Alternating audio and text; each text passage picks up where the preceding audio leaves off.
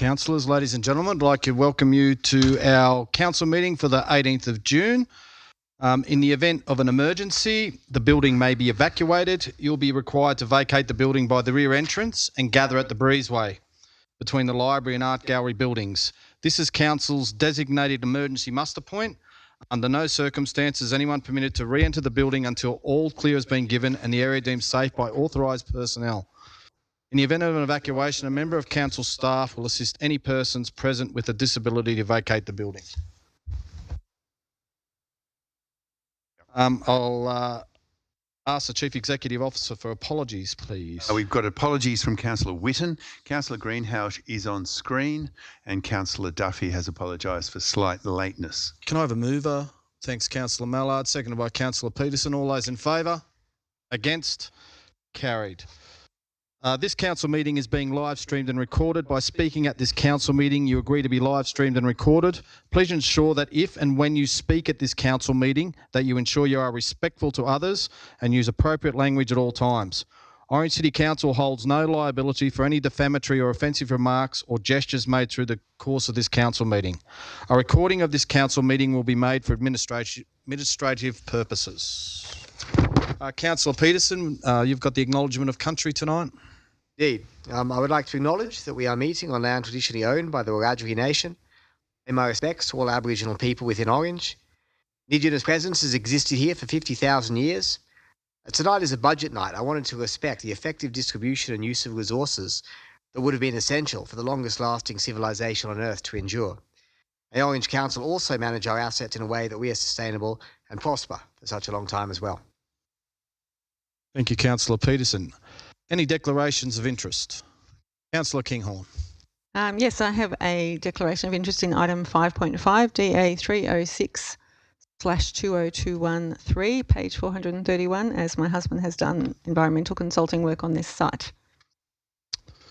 I'll be declaring an interest on item 5.3 as Huntley Berry is mentioned in the report and Octec runs Huntley Berry Farm and I'm a board member of Octec. I'd like to welcome Mr. Khalid Tafail from the Orange Islamic Centre and ask him that he leads us in opening prayer. Thanks, Khalil. أعوذ بالله من الشيطان الرجيم بسم الله الرحمن الرحيم الحمد لله رب العالمين الرحمن الرحيم مالك يوم الدين إياك نعبد وإياك نستعين اهدنا الصراط المستقيم صراط الذين أنعمت عليهم غير المغضوب عليهم ولا الضالين الله لا إله إلا هو الحي القيوم لا تأخذه سنة ولا نوم له ما في السماوات وما في الأرض من ذا الذي يشفع عنده إلا بإذن يعلم ما بين أيديهم وما خلفهم ولا يحيطون بشيء من علمه إلا بما شاء وسع كرسيه السماوات والأرض ولا يؤوده حفظهما وهو العلي العظيم سبحان ربك رب العزة عما يصفون والسلام على المرسلين والحمد لله رب العالمين آمين. Thank you very much. I want to say thank you to Mr. Mayor and thank you to all the mayors, all the councillors in Orange City Council for inviting me here today. On behalf of the Regional Social Islamic Centre, I want to say thank you for your regular support, cooperation. Thanks for coming to the centre. Thanks to Melanie McDonald for coming to the centre in Ramadan. Thank you very much. Thank you, Kahil. Ladies and gentlemen, before we move to the open forum, I just want to acknowledge the second and third Orange Scouts who are in the auditorium today to observe our council meeting, so welcome. I think the only two councillors you have, Councillor Miletto over here and Councillor Evans. I think you've met most of the other councillors, so welcome and thank you for coming and showing some interest in how local government works.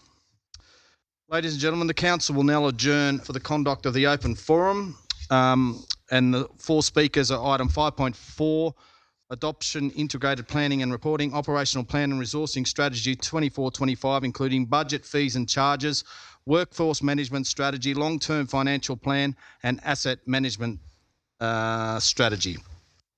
Our first speaker is Mr. Leonard Elliott. He's speaking on Springbark Lane.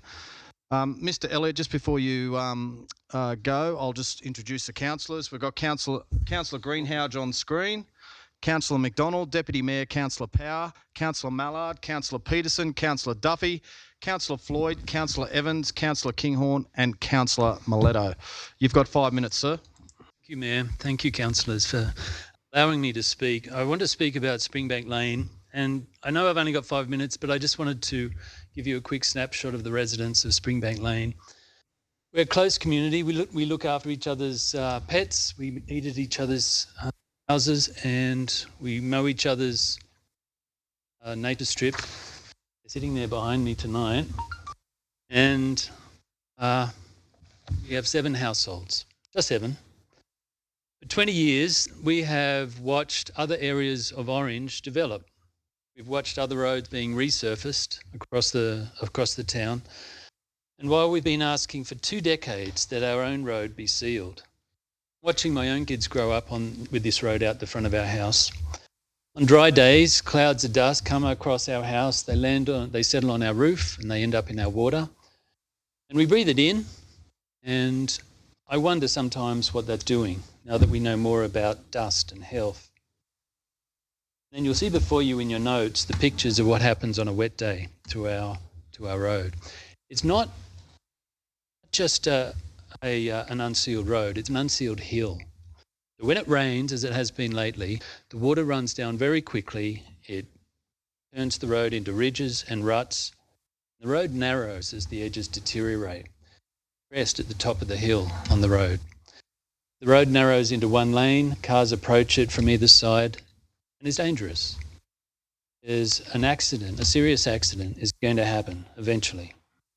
It isn't a country road. We're 1.5 k's from the northern distributor. It's not a rural place, it's a residential area. And I believe that the land directly opposite has been rezoned for housing.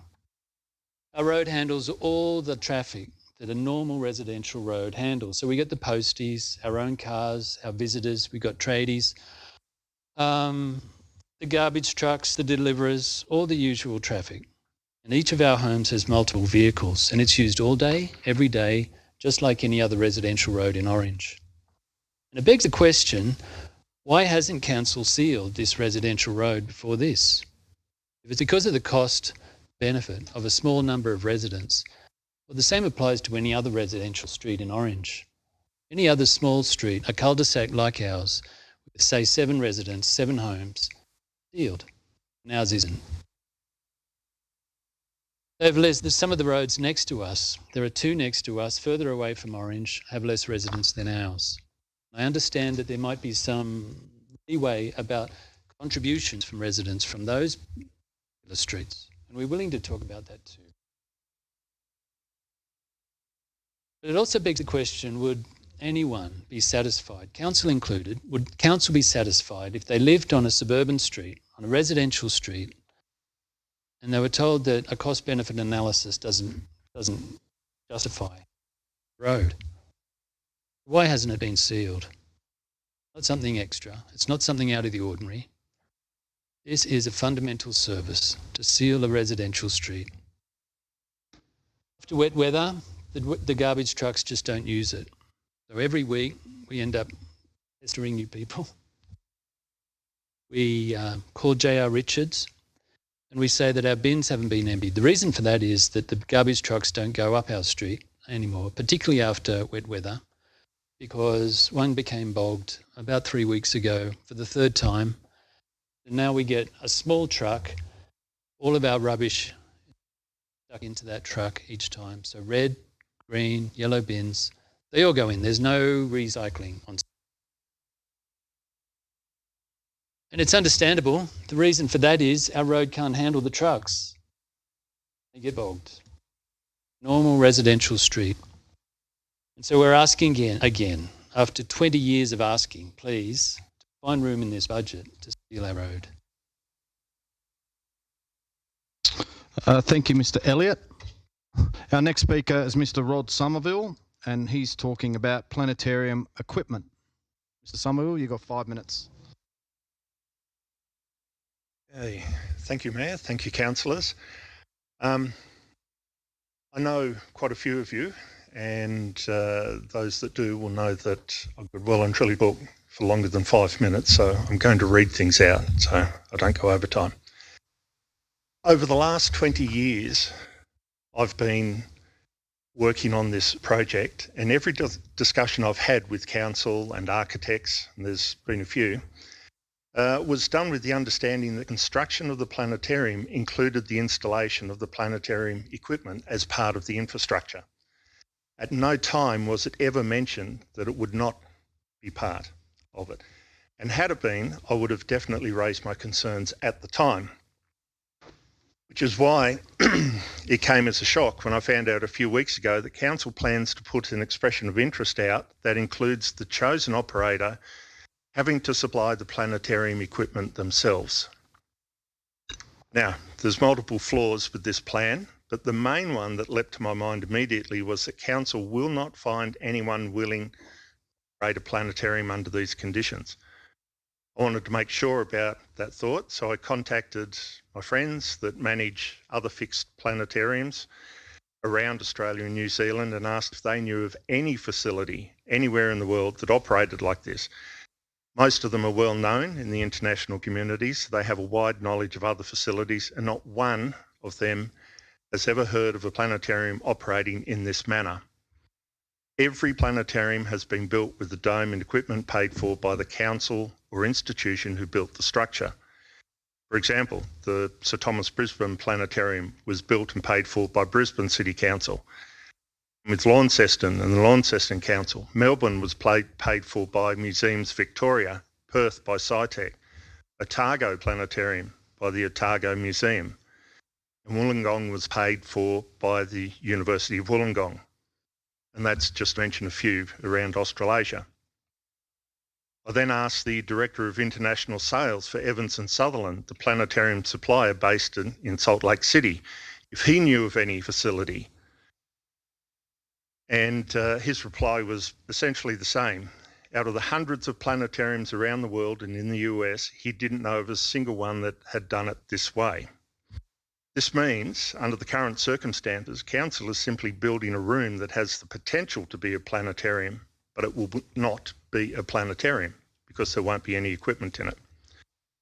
Another concern I have regards the timing of things. Given that the equipment for each facility is custom built by the suppliers once ordered, and that's sort of any planetarium suppliers, it all takes time. So even if the equipment was ordered now, it would be touch and go for it to be built, shipped, installed and operational by the time the building is completed and ready to open. This is also something I've stressed in every meeting I've had with council and the architects. And my final concern is that planetariums in Australia are uncommon facilities. There's just not that many around in Australia. And since council, the architects and builders have had no experience in building one, I've emphasised many times that when making decisions about planetarium structures and equipment, they need to talk to somebody who does know, be that sort of other planetariums around the country, or in particular, working closely with the supplier in regards to the infrastructure needs of the planetarium. Making uninformed decisions can potentially lead to mistakes being made that would be extremely difficult and costly to fix once it has been built, hence the need to ask beforehand. So, as I mentioned before, these are just a few of the concerns I have in the way the planetarium is currently being handled, and given that construction is now well underway, I feel that they need to be addressed sooner rather than later. So, thank you for your time. Thank you, Mr. Somerville. Next speaker is Maria Ruddy, and Maria is talking on the Rainbow Festival.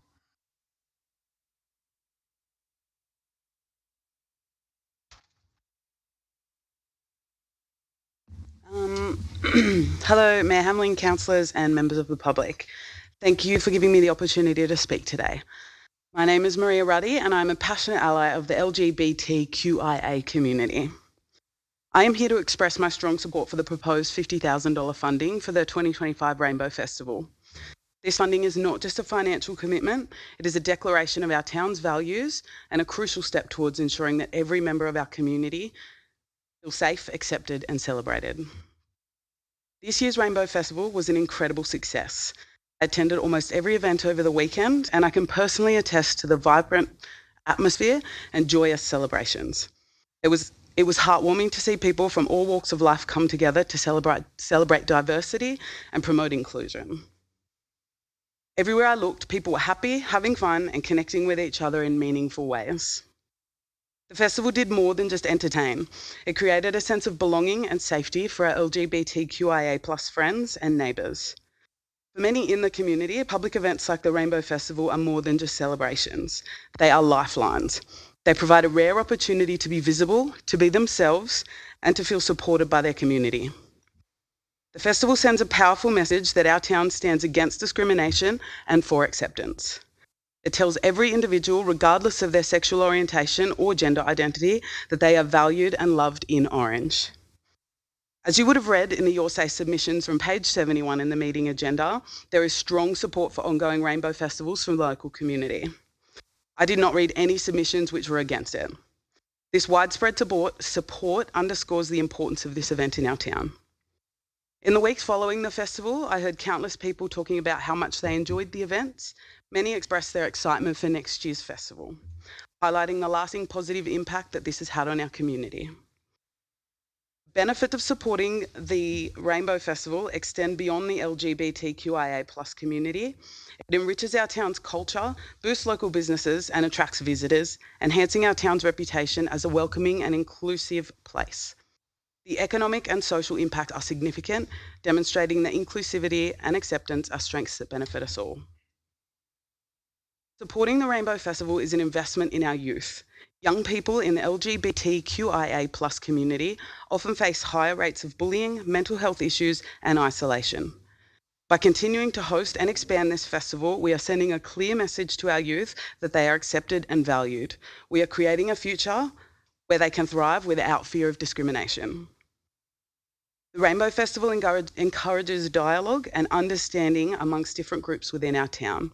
It breaks down barriers, dispels myths, and promotes empathy and respect. These are the foundations of a strong and cohesive community. By funding the Rainbow Festival, we are investing in these foundational values. Furthermore, I believe the continued support of the Orange Rainbow Festival would fall in line and continue the success of our Orange City Council Strategic Plan 2022 to 2023. Specifically, objectives 3, 4, 5, 7, 12, 16 and 17. These objectives focus on community wellbeing, inclusivity and fostering a vibrant and dynamic community spirit. Approving the funding for the 2025 Rainbow Festival is an investment in our town's future. It shows that we're committed to creating a safe, inclusive and vibrant community for everyone. It builds on the success of this year's event and ensures that we continue to make Orange a place where everyone feels safe, accepted and celebrated. I urge you to not only include this in the budget for 24-25, but to ensure this is an annual commitment to supporting diversity and inclusion in our community. Our town's commitment to inclusivity and diversity will not only benefit the LGBTQIA+ community, but it will enrich the lives of all residents. Let's continue to build a community that we can all be proud of. Thank you. Thank you. Our next speaker is Cassandra Trengrove, and she's speaking on exactly the same thing.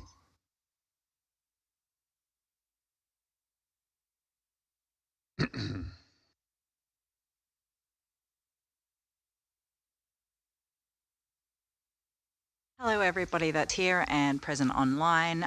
My name's Cassandra Trengrove. I'm the director of the new Rainbow Hub here in Orange. Maria actually covered a lot of my speech, so I won't bore you with repetitive things, which leaves more the personal side. I'm here to so I'm here primarily to express need for the Rainbow Festival in Orange and the great it's done for Orange. Now, personally, a year ago, I went away from Orange for a 2-week trip. At the beginning of the trip, my child came out. Once my child was safely asleep, one of the very first thoughts I had was, we are going to have to move. Now, this was from my own personal experience growing up here in Orange. I then spent every night of that 2-week trip Googling local resources here in Orange and was very unsuccessful. I literally found Headspace after a lot of scrolling, and I think that was probably the 3rd or 4th night. Now, once I came back to Orange, I was very lucky and talked to the right people and discovered that Orange has not also a community, but great resources. They just weren't easy to find and weren't well known, which is great. It meant I didn't have to move my child closer to where they could not only grow up safe, but be near the resources they needed. Discovering that a lot of other locals had had similar experiences, I started the Rainbow Hub. Now, the Rainbow Hub is essentially an LGBT information hub. Now, it's still only in the setting up stage, but the Rainbow Festival did prompt for me to at least get the directory up and running in time for the festival. Now, as a result from that, I am still setting it up, and it is just me, and this is a voluntary organisation.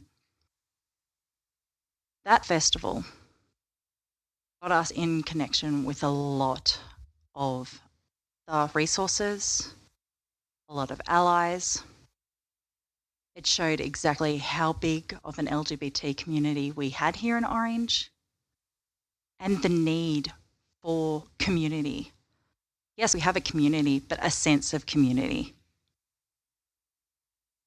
Directory, even though we have not yet, because as I said, we're still setting it up, even though we have not actively advertised it, pushed it, and the website literally only has the directory so far on it, after the Rainbow Festival, we had 140 people within the next 90 days visit that site. But while on that site, those 140 people opened 550 pages while there, which meant that they were looking at the information on the website. They were actually using the website. And this was just from being present at the festival, talking to the few locals that were there, and handing out a few little bubble ones that literally had the website in really small print on the side. And that was it. This goes to show that not also was our information hub needed, and I'm looking forward to finishing setting it up, adding that .org on the end and growing it. But it also showed another side that the festival provides. It provides a sense of community, education, showing people they're included. And not just the people that come to the festivals. A festival isn't just about the LGBT community being able to show their pride. It's also, as I said, a chance for education, a chance for networking. And even for those that are too private or too scared or still too far into the closet to feel safe to come to a festival, holding a festival here in Orange says to those people as well that yes, there is a place for them here in Orange, there is a community for them, and when they're ready, or if they want to, we are here for them. Orange is a safe place for them. It is such a relief for me as a parent,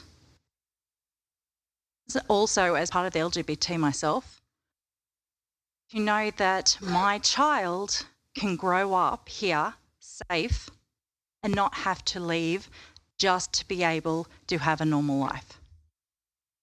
And that is why I really encourage the continuation of the Rainbow Festival any support we get. Our organisation, as we grow, we will strongly be supporting the festival as much as we can as well. So there is a place for it, continued place for it, and I look forward to seeing how Orange's LGBT community actually grows and becomes strong from this continued support. Thank you for your time. Thanks very much for that. The council meeting will now resume. There are no mayoral minutes. Item 3, confirmation of the previous minutes of the previous meeting. Can I have a mover? Thank you, Councillor Floyd. Seconded by Councillor Peterson. Any speakers? There being no speakers, I'll put the motion. All in favour? Against? Carried. We'll move on to notices of motion. Sorry. Just a matter arising, a question through you. Just wondering where we're at with the gender-based violence working group. Who's organising it, and are we looking at a time frame before caretaker? Okay, we're going to take that on notice, that's Chair. fine. That's okay, fine. we'll take.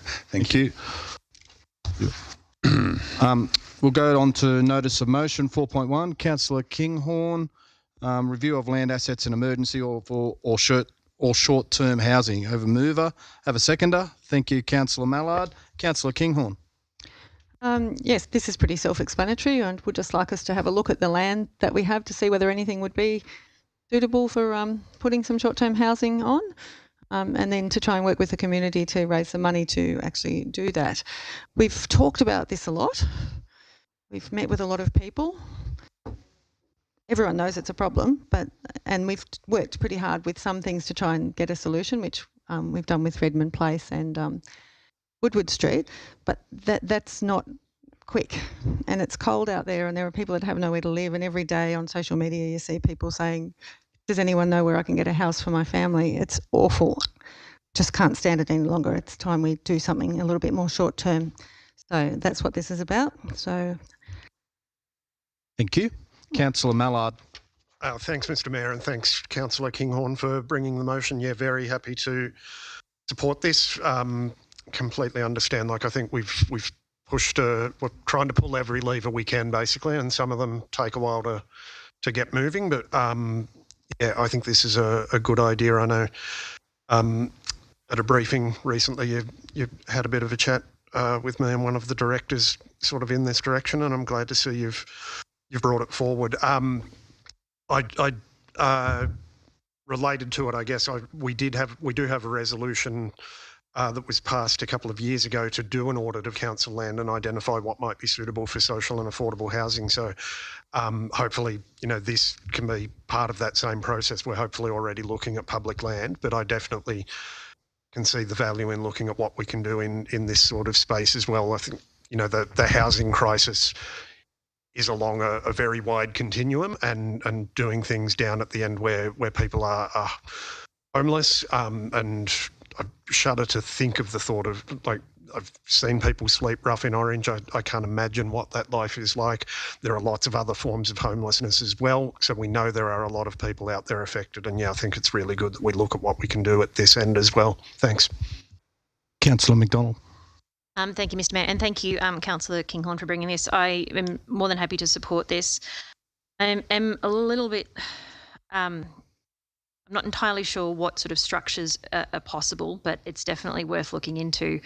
I'm sure there's a whole lot of red tape and stuff that is the reason behind other areas not doing this quickly, but it would definitely be good to know what is possible, especially in our own backyard. Any other speakers? I'll just say... Councillor Greenhouse, sorry. Yeah, thank you, Mr Mayor. Thank you, Councillor Kinghorn, for bringing this motion before us tonight. I know we have looked at other opportunities in terms of sleep buses and stuff like that, where Councillor Evans did a lot of work for that, and it was something that we just couldn't bring to fruition. So I totally agree. Anything we can do with temporary structures and stuff to speed the process up and help out people sleeping rough, I think would be a great thing for our community. So looking forward to the report coming back. Thank you, Mr Mayor. Want to say anything, Councillor King, on the close of debate, or you're right? All good. Okay, councillors, I'll put the motion. All in favour? Unanimous. General reports, 5.1. Can I have recommendations and resolutions from the Policy Committee? Councillor Duffy, Councillor Miletto, Councillor Duffy. Yeah, thank you, Mr. Mayor. My question relates to the infrastructure one as well. Some time ago, and well over 12 months ago, and probably since then I've asked again, I asked for, could council put together some detailed design plans and costings for the Southern Distributor Road? And we still haven't received them as yet. And I'm just wondering at what stage are we going to receive that, because I know yourself and myself went to the New South Wales Roads Conference, and John Graham was very straightforward in saying, hey, this is what we want to do. We're going to look for jobs and infrastructure where there's hospitals and airports and all those type of things for people to access, and the Southern Feeder Road fits that criteria. Mr. Chair, we'll take that on notice as well, thank you, and come back to you with an answer. Any other discussions? There being no other discussions, I'll put the motion. All in favour? Against? Carried. 5.2, Rainbow Festival post-event report. Moved by Councillor McDonald. Second by Councillor Power. Any speakers? Councillor McDonald. Thank you, Mr. Mayor. Firstly, I'd like to thank staff for putting this incredibly thorough report together.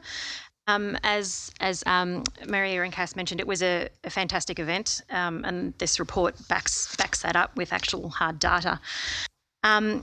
It's good that it makes a point in there that there's a potential as being a driver of future economic benefits for the city, which if you talk to anyone who was there, it was just the sense in there about the possibilities for our city were amazing, especially economic and for business. So knowing that the ticketed events were sold out, the free events had higher than expected attendance, even factoring in Eventbrite's expected 50% dropout rate, which they have across the board for free events. And when you compare it to our own New Year's Eve, we had far more no-shows for New Year's Eve than we did for these events. So I also would like to say thank you to the council staff who were personally involved in the event on the days as well.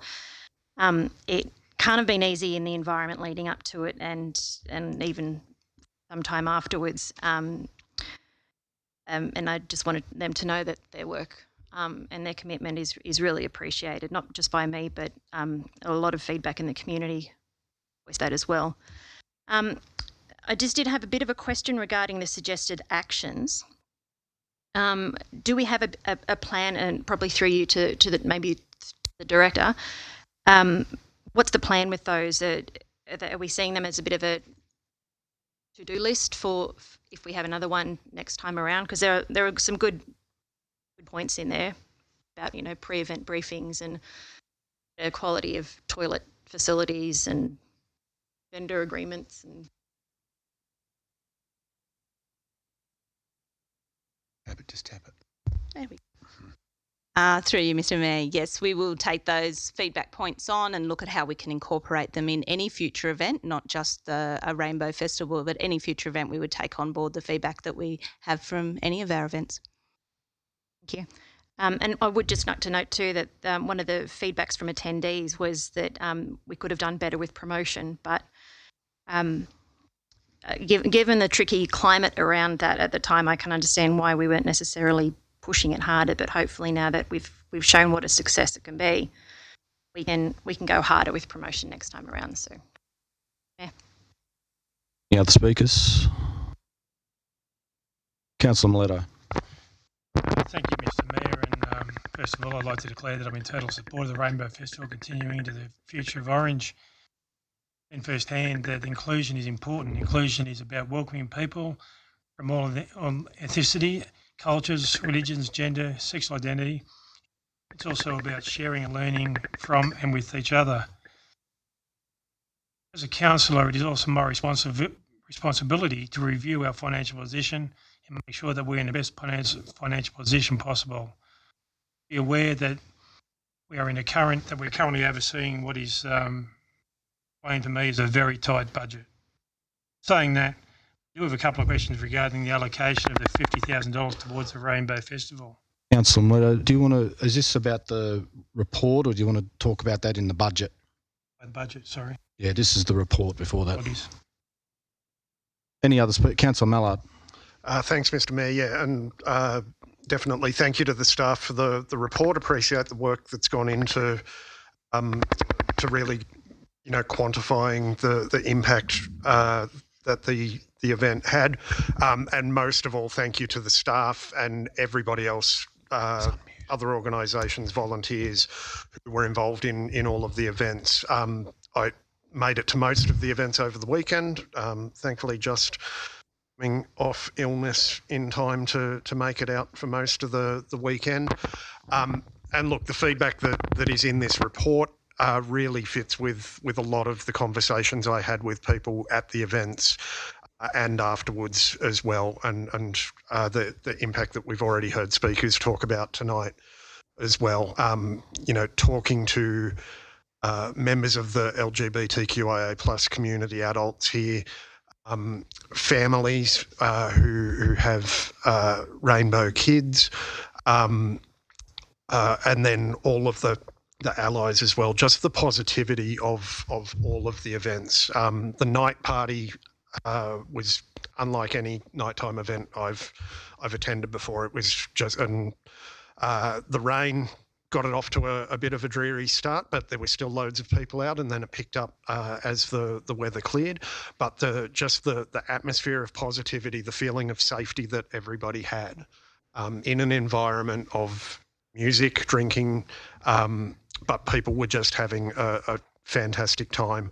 Each of the events set up for a different age-appropriate environment, and they all succeeded really well. So I think it was all a massive success. I'm really pleased that we came out of what was an extremely toxic period of public debate into something that really turned into a celebration.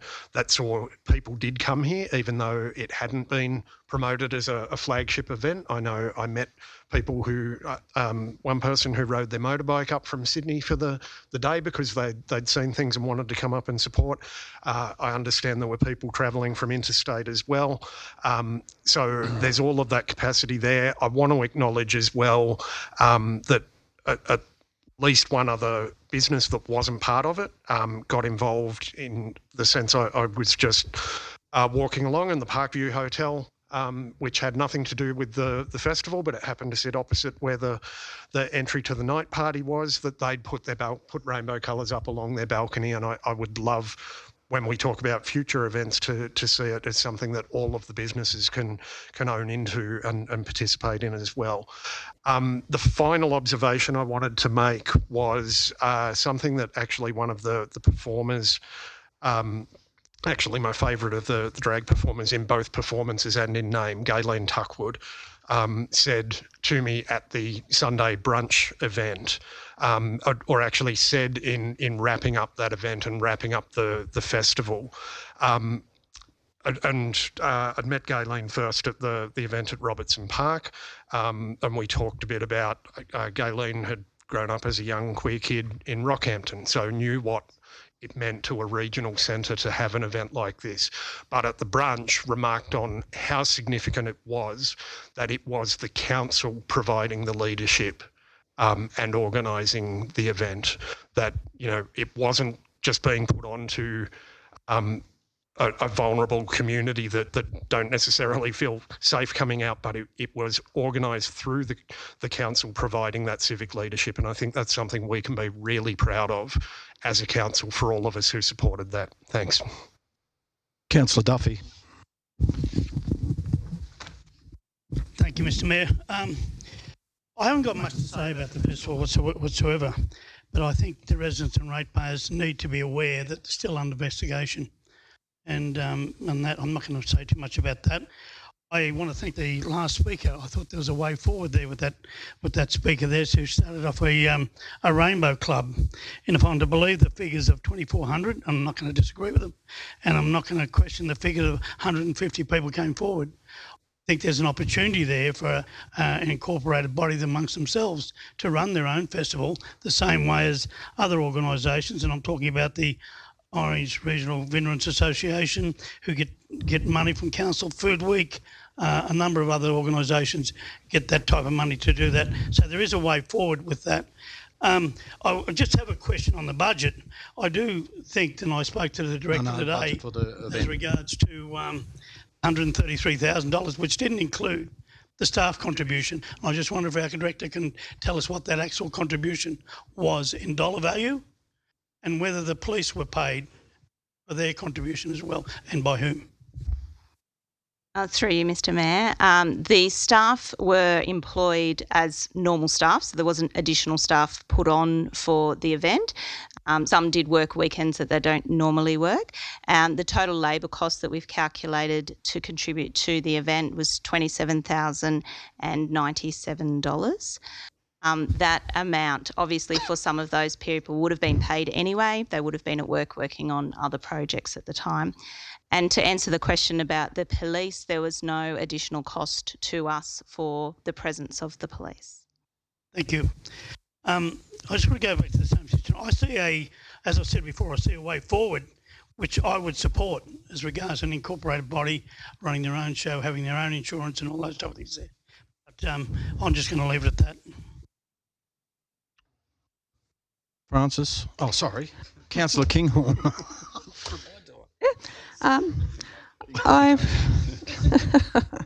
Maybe I will. I do like a bit of maths, so I've just been working out the cost of some of these. And for example, the brunch with the Queens cost $6,500 for 80 tickets, which is $81.25 per person, which to me seems like a lot for brunch. Does that include the payment to the drag queens, or were they part of the entertainment budget? I just had a question about that, and then a couple of comments. Sorry, Chair, we're taking that on notice, that one. Okay, all right, thank you. Right now. I thought it was really good that we've asked for feedback. I do like a bit of feedback. One of the feedback lines was that they thought there should be more diverse entertainment, which was probably valid. And I was just wondering whether maybe then if there is another event, if it's possible to link it then with some of the, because we do provide funding for local bands sometimes. And I'm wondering whether that could be linked, so that way even if the proposed funding isn't forthcoming, then that might be a way that some funding could be done. And I thought it was interesting that there was difficulty finding drinking water, because that's a pretty basic thing. And if we sponsoring an event providing alcohol, then we've really got a responsibility to make sure that people have plenty of water as well. And I was just wondering whether I saw it on there, and so obviously we've been told about it, but I'm just wondering what we're going to do about it. Through you, Mr. Chair, we'll do better next time, I would think, with the water. Thank you. Thanks. Councillor Evans. Yeah, thank you, Mr. Mayor. Yeah, thanks for the report. I also attended a couple of the day events and the night event as well. I thought really well put together. Obviously, a couple of points we've already raised that we've got to work on, which I think with any inaugural event we'll have. But as the speakers have talked about tonight, where we're showing leadership and putting ourselves forward as supporting this community, we're going to see other types of events pop up that also support this community. And I'd like to shout out to the Orange Tigers AFL Club, who've just had their second annual Pride round as well, that are well attended, and I think does wonders for the community as well. Thank you. Councillor Power. Thank you, Mr. Mayor. Yes, I want to say a big thank you to the staff for this report, but also to allowing a landmark decision for this event to go forward, because as what Councillor Malato mentioned, that it's about inclusion, and bringing Orange together as inclusion is about all us being together. And what we've seen, and I appreciate that young girl speaking from her heart in relation to her child coming out, and then, you know, from that event, he has then now started to put forward a platform that this community can be connected to, engage with, and be a part of. And that is so precious, and it's something that we as council, without being disrespectful, but we should say thank you to those who voted yes. Those who voted yes on that night, and as what Councillor Mallard reckoned, it was a toxic time, but we stuck to our guns. We wanted inclusion. We wanted that diverse aspect of where the community was and is and will always be. And to see that people coming out and saying, yes, you know, and I've got loved ones that are gay and everything else, and to see that, I was ringing them up prior to that and saying, hey, we've got something here in Orange, and they were saying, I'm really happy. My nephew and my cousins were all saying, well, that's fantastic. So thanks to the staff, thanks to everybody, a great step forward and looking forward to moving forward. But also I want to echo even what Dr. Duffy reckoned too. I think having some sort of structure that we can move forward with and we can hand over to support this actually the community of Orange. So thank you, Mr. Mayor. Any other speakers? Okay, I'll put the motion. All in favour? Against? Carried. 5.3 Lord's Place Furniture. I'm just going to declare an interest and ask the Deputy Mayor to come up and meeting.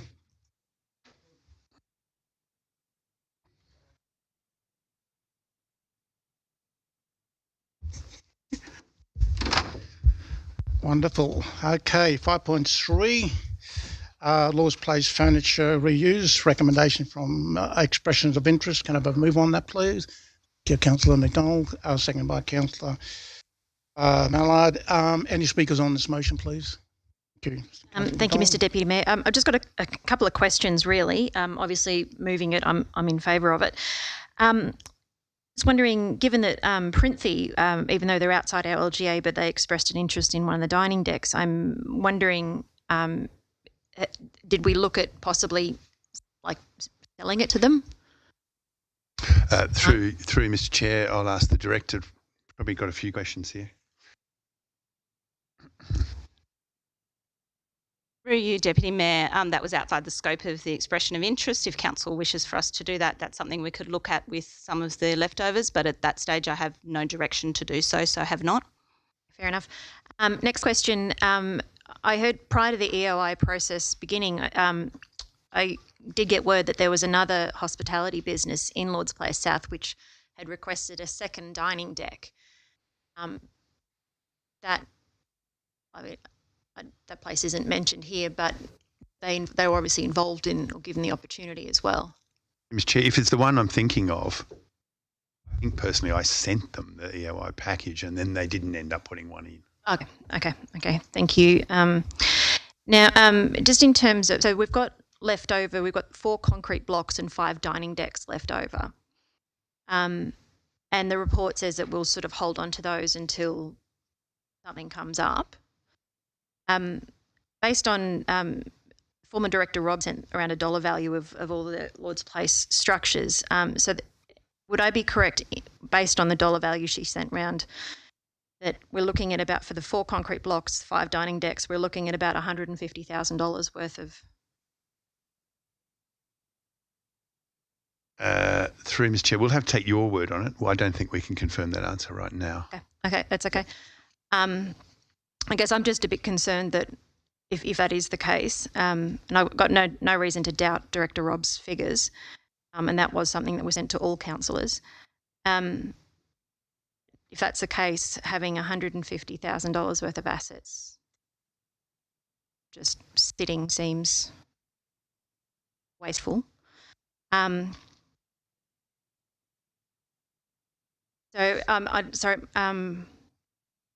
Yeah, that was really my only question. Can I just clarification? Council suggesting that we have on hand all blocks, a couple of other things which are worth $150,000. The 5 dining decks, yes. Are worth $150,000. From the report that Director Rob sent round with the individual prices. I think we need to check that because it certainly makes the golden balls look cheap. That's why I'm asking a question, because it seems. We'll have to take it on notice, Chair. Yep. No, that's okay. It just seems to be a lot of money sitting there. Thank you.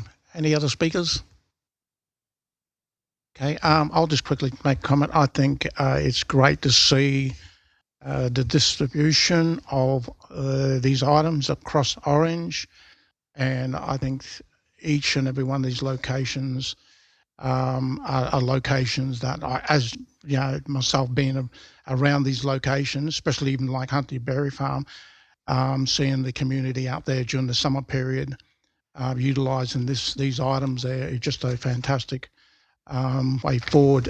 Orange United Church too, as what most of us are aware, they've got got a cafe there. They've that is looking at the premises there, but also to see those utilised in that park area there is just a fantastic way to distribute these items. If there be no other speakers, I'll put the motion to a vote, and all in favour, and carried and moved. Thank you. I'll just get the mayor. Thank you.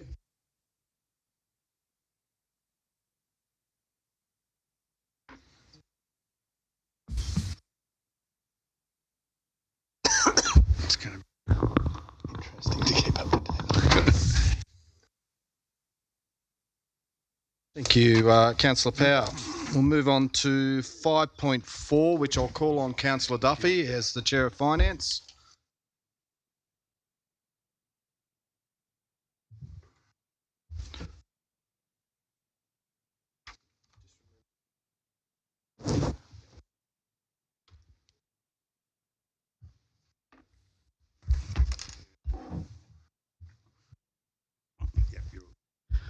Okay, councillors, 5.4, and I just want to reiterate what something the government did back in 2012, and they brought in a new system called Integrated Planning and Reporting, which is a complete document which you see over the previous page, which works upon an operational plan, a resourcing strategy plan, a management plan, a strategic plan, a strategic policy plan, and that is what the whole budget process is all about.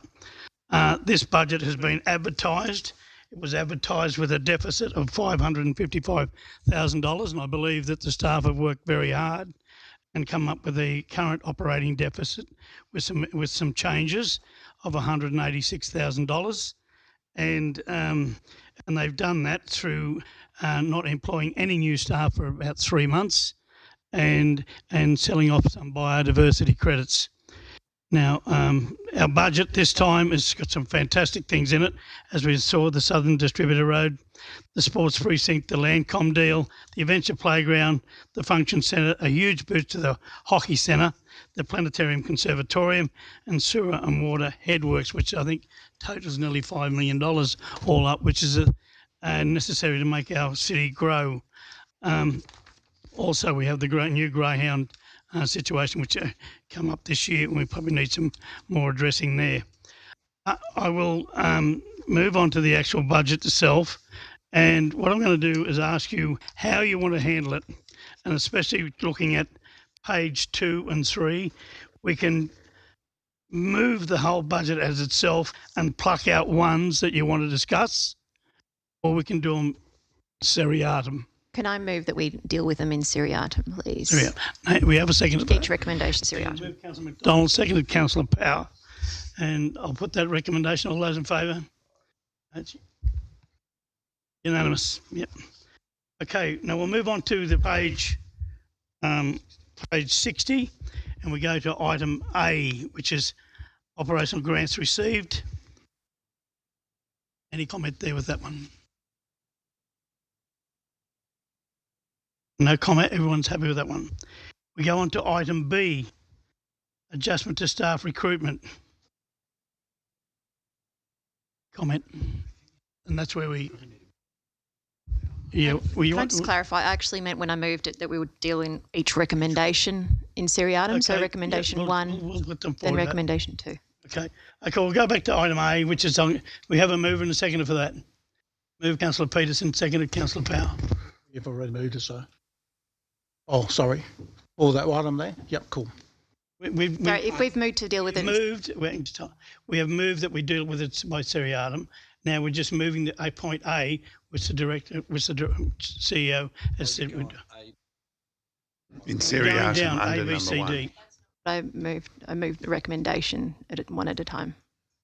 1, 2, 3. We're going on to recommendation 2, recommendation on page 1. Yes. Page 60, and which is A, B, C, D, F, down the page. As a whole, I wasn't moving that we deal with them one at a time. I was moving that we deal with you can pluck stuff out of it. That's the question I asked right at the very start. Did you want to pluck things out of it, or do you want to move it as a whole? No, I was suggesting that we move it as recommendation 1, move that, deal with that, recommendation 2 in the paper, recommendation 3, rather than doing all the recommendations in one. That was that's the question we asked. That's what I was moving. And we're going to A, but the CEO has sort of given me a bit of a rally. Yep. Okay, we go to B, adjustment to staff. No. Sorry. We need a mover and we've got a mover and second, and we voted to go in seriatim 1, 2, 3, 4, 5. We're now on item 1. You need a mover and a seconder for item 1. Item 1. We have a second, Councillor Mallard. Now you're doing a table. Each one of them singly. Done it all together now. So they're all together. Yeah. I actually moved. We go through A to S to go through item 1. Happy to second. You want to talk single? Do them in seriatim now. That's a motion. Okay. Yep. Okay. There's a motion moved by been seconded by Councillor Miletto. We're going to do with them in seriatim from A right down to S, and any others you want to add. Okay, we have any discussion on that? No discussion on that. I'm going to put that resolution. All those in favour say aye. Raise your hand. You good? You Unanimous. Okay, we go to A. Any discussion on A? You need a mover and seconder. Mover and a seconder. Councillor Evans seconded. No, he voted against it. He didn't ask anyone against. He In seriatim. It goes here. Okay. No problem. It's been noted. Okay, we go to item A, which is operational. It's anyway, mover and seconder. I'll move that. Move, Councillor. Happy to second that. Peterson. Councillor Peterson. Any discussion? I'm going to put that recommendation. All those in favour, raise your hand. Aye. Unanimous. Item number B, adjustment to staff recruitment. And before we have a discussion, we have a mover on that. Move, Councillor Power, second to Councillor McDonald. Make a comment on that. Is that what we're talking about as regards to? Yes, Chair. This is the proposed line item we've put in the budget, which means we will not recruit new staff in the first quarter of the next financial year, and that gives us a saving, $236,000. Okay. Any discussion on that, councillors? No discussion. I'll put that recommendation. All those in favour, raise your hand. The matter is unanimous. Item number C. Bank credits and sales. happy to move. Second. Moved by Councillor McDonald, second of Councillor Hamley. Any question? Any comment? No comment. I'm going to move item C. All those in favour say raise your hand. Unanimous. Item D, capital grant for Adventure Playground. Move. Moved by Councillor Hamley, seconded by Councillor McDonald. Any discussion? No discussion. I'm going to put that recommendation. I'll put all those in favour, raise your hand. Those against, carried. Item number E. Sorry, F. E, yep. Adventure Playground budget. Happy to move, Mr. Chair. Adjusted. It's been moved by Councillor McDonald, seconded by Councillor Mallard. Any discussion? No discussion. That recommendation, all those in favour, raise your hand. Unanimous. F. Central Western Daily digitalisation of negatives. Moved. Moved by Councillor Happening, seconded by Councillor Power. Any discussion? Councillor Peterson, then Councillor McDonald. Thank you. And I endorse the item as supporting a community group from an active group of committed volunteers. Over $25,000 a year for an undefined period of time is, however, worth a review, I think, to seek efficiency. I understand that an organisation in Sydney is outsourced to digitise and put the photos on WeConnect at a cost of $5 a photograph. I'd like, if we ask the Historical Society, if we could help them purchase a scanner or whatever equipment they need to potentially be able to do this scanning locally and avoid the outsourced costs. I also want to ask Historical Society if they have an end date or a number of photos where their digitised project would be completed. I did speak to CEO, but also happy to take it on notice and approve it tonight and work our way through it over the year. We will take that on notice and have that discussion with them. So I'm understanding Councillor Peterson would then support the matter. Any further discussion? Councillor McDonald. Thank you, Mr. Chair. Actually, but Councillor Peterson asked every question I was going to, so thank you. One-eyed. I'm going to put that recommendation. All those in favour, raise your hand. The matter is unanimous. Item G, councillor remuneration. There's a recommendation there. It's been moved by Councillor McDonald, seconded by Councillor Power. Any discussion? Councillor Peterson. Well, I propose an amendment to remove item G. I think it's important to state at the outset that arguments about increasing councillors' pay to reflect the time required and ensure a diverse council are quite rational. I think councillors that think that way are not, somehow, selfish. I think they're quite correct. I just think it's more correct not to spend the money that we don't have. Unless we can identify an offset, we shouldn't be contributing to new expenditure, especially when our unrestricted cash reserves have decreased from 9.2 million at the start of council to an estimated 3.5 million at the end of this year. If we have to tell the residents of Springbank Road there's insufficient cash to give them a tired street, then I think any pay increase is best deferred until we return to a positive budget. Yeah, we need a seconder for the motion. Seconded, Councillor Kinghorn. Any discussion? Councillor Mallard. Councillor McDonald. Thank you, Mr. Chair. Look, I'll speak against the amendment. Can I just query, point of order, isn't the amendment a direct negative of, because we're dealing with these one item at a time, wouldn't the correct procedure be if you don't want the pay increase, you vote against it? So, yeah. I think that's the way to go. Okay. Further point of clarification, Mr. Chair. What impact is that going to have on item 6? Is that just going to become we'll just delete that and not vote on it? I think I've just noticed that myself. Sorry about that. There is an item 6, Mr. Chair, that we wrote in, which is a repeat. What's happening here? I think when you get whatever happens, we'll knock 6 off. It is now being discussed. I will just clarify that 63,515 is the increase that would result were the remuneration. Okay, so maximum remuneration be adopted.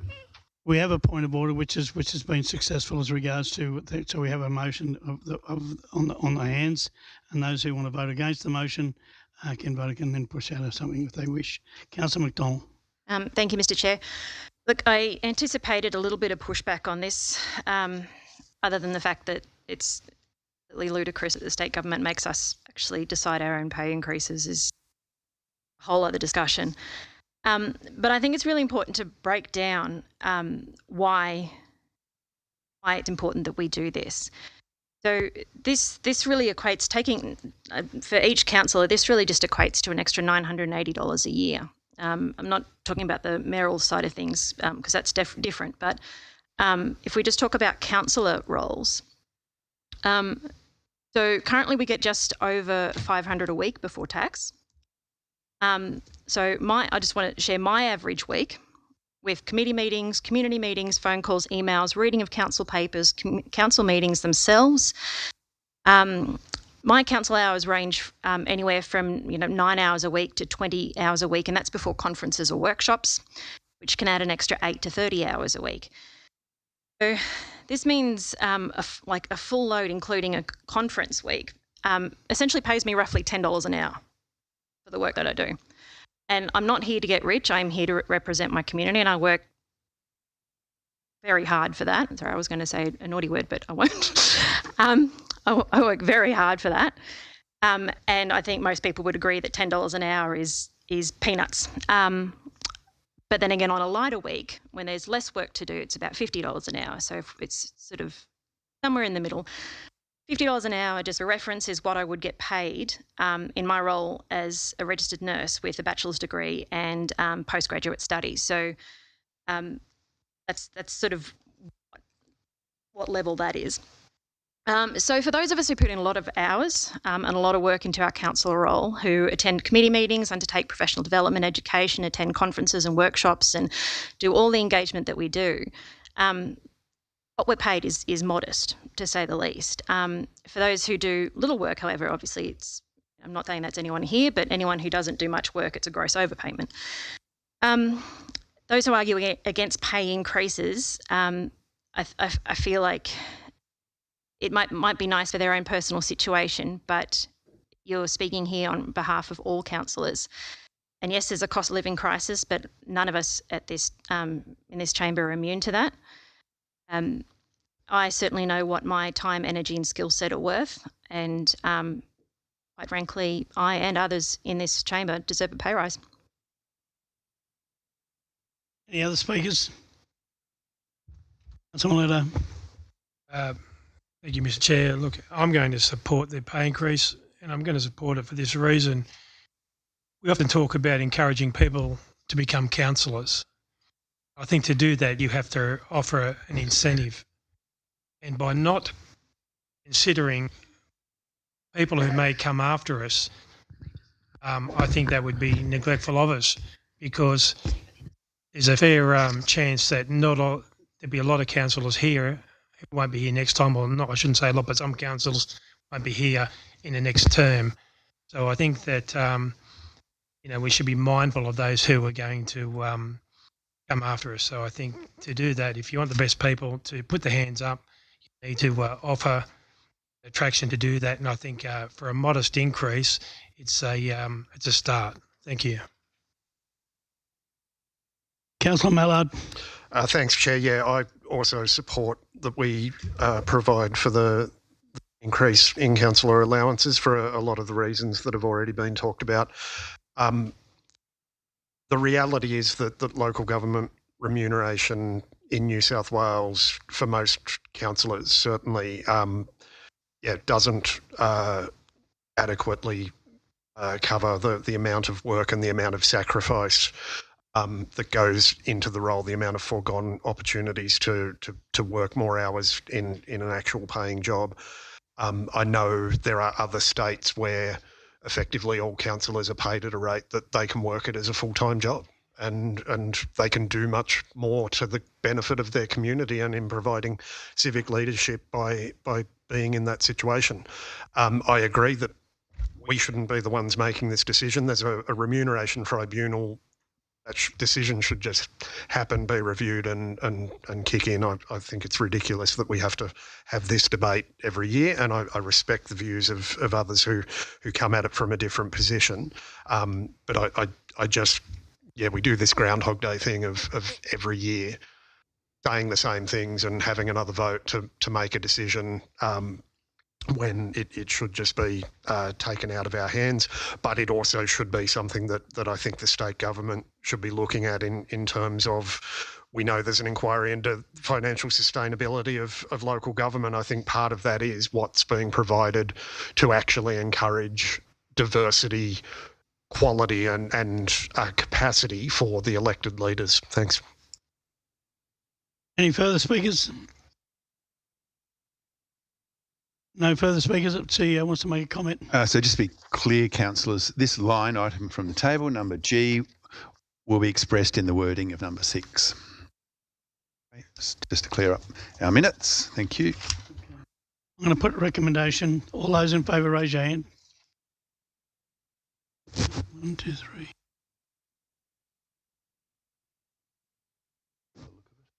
Jack Evans, 8. Yeah, 8. Those against? Declare the motion carried. Move on to the next one, which is Function Centre repairs. We have a mover and a seconder for that. Happy to move that. Yeah, move Councillor Greenhill, seconded Councillor Evans. Any discussion? No discussion. Put that recommendation. All those in favour, raise your hand. Unanimous. We now move on to item number Smith Hockey Field. Contribution of $200,000. Happy to move. Do we have a mover and a seconder? Move Councillor Greenhill. Who moved it? Councillor Floyd moved it. Floyd moved. Councillor Floyd, seconded Councillor Greenhill. Any discussion? I'm going to put that recommendation. All those in favour, raise your hand. It's unanimous. Yep, unanimous, yeah. We now move on to Playground Shades and Matthews Park and William Maker Drive. Moved by Councillor McDonald, seconded by Councillor Power. Any discussion? Councillor Mallard. Sorry, Councillor McDonald. Look, I just wanted to basically say briefly that the feedback that we got from the last time we installed some shade cloths across the 3 playgrounds was really positive. So this is a fantastic opportunity to keep rolling that out. Any further discussion? Councillor Kinghorn. Thank you. I'm just curious about, so we do this now, what's left to cover? How many more do we have that need covering? Yeah, I'd like a number. If somebody could give me one, that would be good. 3, Mr Chair. Our best bet is Director Maunder here. Please guess. In the 20s, Councillor. Yeah. Any further discussion? My question would be, is to follow up from what Councillor Kinghorn asked, I wonder could we have a report come to Council as to a process where we could address the issue of covering them? Of course, Mr Chair. Okay, I'm going to... Right. I'll just ask a question. What's that report going to have, sorry? What uncovered ones we have. Righto. We can work on a budget for over a period of time. That's what it's going to come back to Council. We're going to deal with the resolution we have here. All those in favour, raise your hand. Those against? Unanimous. Matter arising, Mr Chair, the play strategy is currently on display, public exhibition. It discusses shading playgrounds. Play strategy. Yep. Exhibition at the last meeting. We now have item number K, the Rainbow Festival. Happy to move, Mr Chair. Moved by Councillor McDonald, seconded by Councillor Mallard. Any discussion? Councillor Mallard. Thanks, Chair. Yeah, look, happy to support this. Appreciate everybody who has expressed their support for the Rainbow Festival to continue on. As I talked about before, the civic leadership aspect of council being the one to bring this forward and make sure it cements in as an ongoing event, I think is really important to the community. And I've heard that directly, as I said. I would hope and think that we may not need to spend all of this allocation. And ideally, I think we get to a point where it becomes a self-sustaining event. I think, as I said, other businesses already started getting involved. I think if we start looking at exploring options like sponsorships, I think there were events this year that if there'd been a modest cover charge, they still would have sold out those ticketed venue events. So I think there are ways we can deal with things as well as pursuing grants. But I think it's really important that we provide the certainty that this event is going to happen in 2025, that we show the community that we stand by the decision that we made earlier this year, that we think this is important for the community. The outcomes of it that we've already seen in the post-event report only reinforce that now. And I think we're in a situation, I heard Councillor Miletto before talking about our tight budget situation. I absolutely appreciate that. I note the staff have already done a lot of work and we've already adopted things that provide savings that helped get our budget, unlike a lot of the misinformation that was being bombarded at us today. The projected deficit is now down to $186,000. I think this is absolutely, as some of the speakers in the public forum said, this is an investment in our community. This is an investment in wellbeing. It's an investment in mental health and even in suicide prevention as well. And I think for those reasons, it's absolutely crucial that we continue on supporting and building this event up. Thanks. Councillor Miletto. Thank you, Mr Chair, and I certainly fully support the Rainbow Festival continuing into the future for Orange. As I said previously, I'm fully aware that we're currently overseeing what is a very tight budget. I guess I've got a couple of questions to start with, and is somebody able to tell me how we came to the figure of $50,000 and who made that? I'm just wondering why we picked $50,000 and not another figure. Director. Look, through Mr Chair, I'll take that one. I chose that number. There was a significantly larger number proposed. And I chose that number, pretty much like seed funding or, say, the wine trails. It's a number I chose. Thank you. I think from a personal point of view, there needs to be some framework around the $50,000. And whilst I totally support it, I believe that the 50,000 should be quarantined, not released until such time as that a LGBTQIA plus subcommittee is established. And I've heard other councils talk about that, and I've heard some of our speakers talk about it as well. So I'd like to see a subcommittee established in the first instance. That committee would be responsible for providing council with a business plan or any consideration is given to releasing any of that money.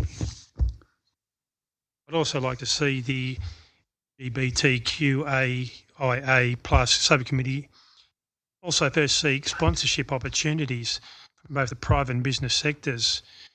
There might be also possible financial contributions from the LGBTQIA plus organisations throughout New South Wales. And we did hear one of the speakers talk about the hub here in Orange, which is forming, and quite sure they'd be interested in becoming involved. I think once those opportunities have been canvassed and exhausted, then would be the time for that subcommittee to come back to council with a report and then tell us what their financial position is. Is that an amendment? Has that got to be an amendment, or is it what's I'm that? happy to make an amendment. Could I say something? Yeah, to clarification. So the $50,000 is not to give at the moment to anyone. It's money council would spend ourselves on the festival. I would suggest Councillor Miletto, the part of his motion where he said quarantine it, I think is the one to. I think on this there is an amendment from Councillor Miletto to quarantine the $50,000 until such time more detail around the festival organisation. I'll second that. What I don't want to see this being adjourned or anything like that. I want to assure the community that the money is there. I think that there needs to be some framework around what that's going to look like. And the best way to do that is to form a subcommittee and provide a report back to council on what they see is the way moving forward for Orange. Do we need we have a second, Councillor Hamling? I'm happy to take it into the motion. You've seconded it. Councillor McDonald's happy to add it to the motion. Yep, and a second. Motion stays. Yeah, okay. I'll accept that too. Could I just speak on the amendment? I'm happy with that. I think there's ways of making this event happen every year, and I think this is a really good start of forming a committee, looking for grant applications, going out to the businesses. There's a lot of businesses there was a lot of people at the Rainbow Festival who owns businesses who would proudly support this event. I think I'd like to commend Councillor Miletto on that idea. I was trying to think of something around the same way, but he's articulated it perfectly. That's a big word for me. But I think this is a great way going forward, and I think we can turn this into a big event. And the way we're going to do this by putting some ownership back on to the participants and asking them to come to us with ideas and forming some sort of committee, and maybe in the long run another organisation might run it. So having that sort of dialogue, I think, is a good way to go forward. Councillor Kinghorn. Thank you, Mr. Chair. I support the Rainbow Festival and the positive impacts it can have in making what's been a long marginalised group feel accepted and included in our community.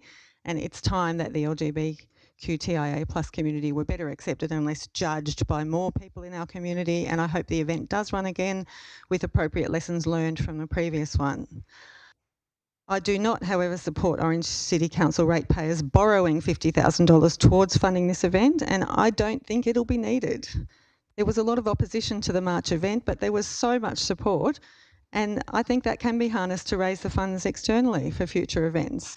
Most people would still attend if there was a basic charge, and many businesses and individuals would happily provide sponsorship. There could also be an application made through the usual channels for some event funding from all levels of government, and this avoids any appearance of special treatment and instantly removes one of the arguments from those who oppose the festival. I think, back yourselves, you'll be surprised how much support you have, and happy to help with any of that. Thank you. Yeah, thanks, Mr. Chair. Look, yeah, I was definitely going to vote against this tonight, but after listening to Councillor Miletto, I definitely want to put my support behind the amendment. And again, it's just because I would certainly like to see this event continue. I'm not against the event. As was said before by myself, I was more just against at the time the council getting involved in it. But I would certainly still like to see this event self-funded or state government funded. But I think Councillor Miletto has hit the proverbial nail on the head with his amendment, and I'll be supporting that 100%. Any further speakers?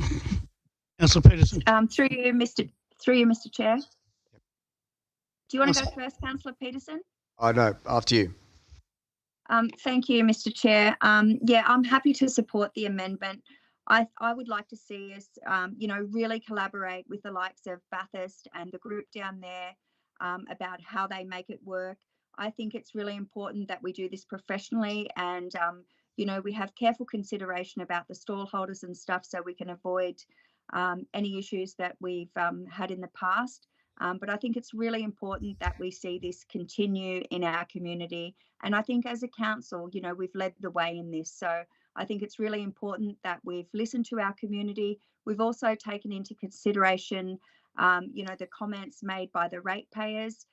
So once again, like Councillor Kinghorn said, I think we'll be really, really surprised at the amount of businesses that will come forward and will want to sponsor and take part in this event. I really would like to commend Cassandra as well. I had a quick look on her website when she was speaking about it. Really commend her for the efforts that she's done.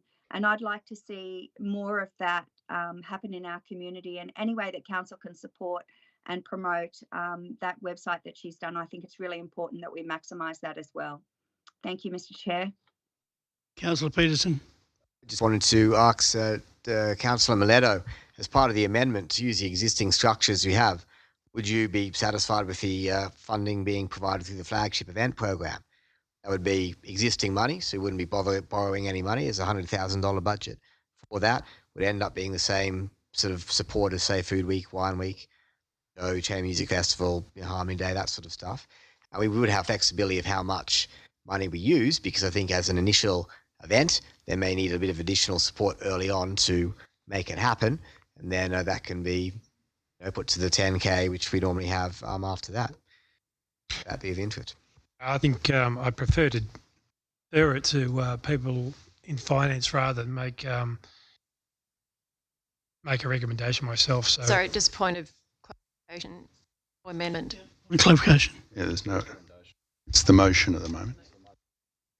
What is it? What is the motion? Can we have the motion read out?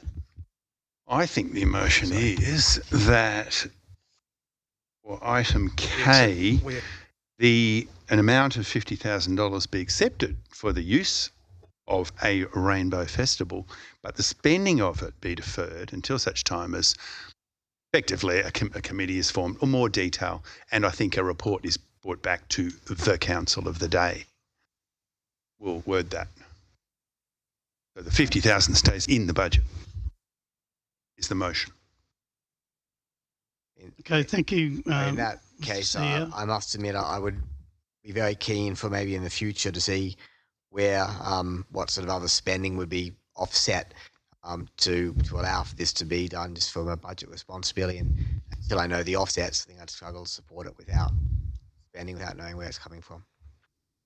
Can I have a point of clarification? I thought Councillor Miletto said he wanted to quarantine $50,000. Well, I've included that in the motion. Yeah. Okay. Yeah, we're quarantining it. Okay, councillors, I'm going to speak against the recommendation, not because I don't support it. I'm going to speak against the $50,000. I agree with the lady speaker who is setting up an organisation that is capable to do exactly what all the other organisations that require event funding, and they have their own incorporated body, they have their own membership, and they control the whole event, the same way as what Orva, the wine festival, the Nublar Car Club, the Junior Rugby League, the Junior Rugby Union, the junior cricket, all these have substantial amounts of money. Food Week, the volcanic ash run, they all these have substantial amounts of money that go to these organisations, and they there are a number of issues that popped up out of the report that came to us as regards to, which I spoke about on the first night, if you might remember, and I think a bit of a comprehension problem happened here with the press and probably some councillors, and it was not to council the first festival, it was to take council out of it. And that's what this will do if they have an organisation themselves which can go out and seek funding from various different government departments and all those type of things as well. So I'm going to speak against it in that fashion, and I hope the organisation themselves can come forward with a recommendation to go down that way. I don't think the ratepayers of Orange would accept $50,000 going to an organisation when other organisations aren't afforded the same opportunity. And when I'm talking about in an atmosphere where interest rates are moved up, mortgage rates have moved up, electric and energy rates have gone up, grocery bills gone up, the fuel bill has gone through the roof over the last couple of years, and this is what families are struggling with. And rentals have gone up. So it's in the current climate that's there.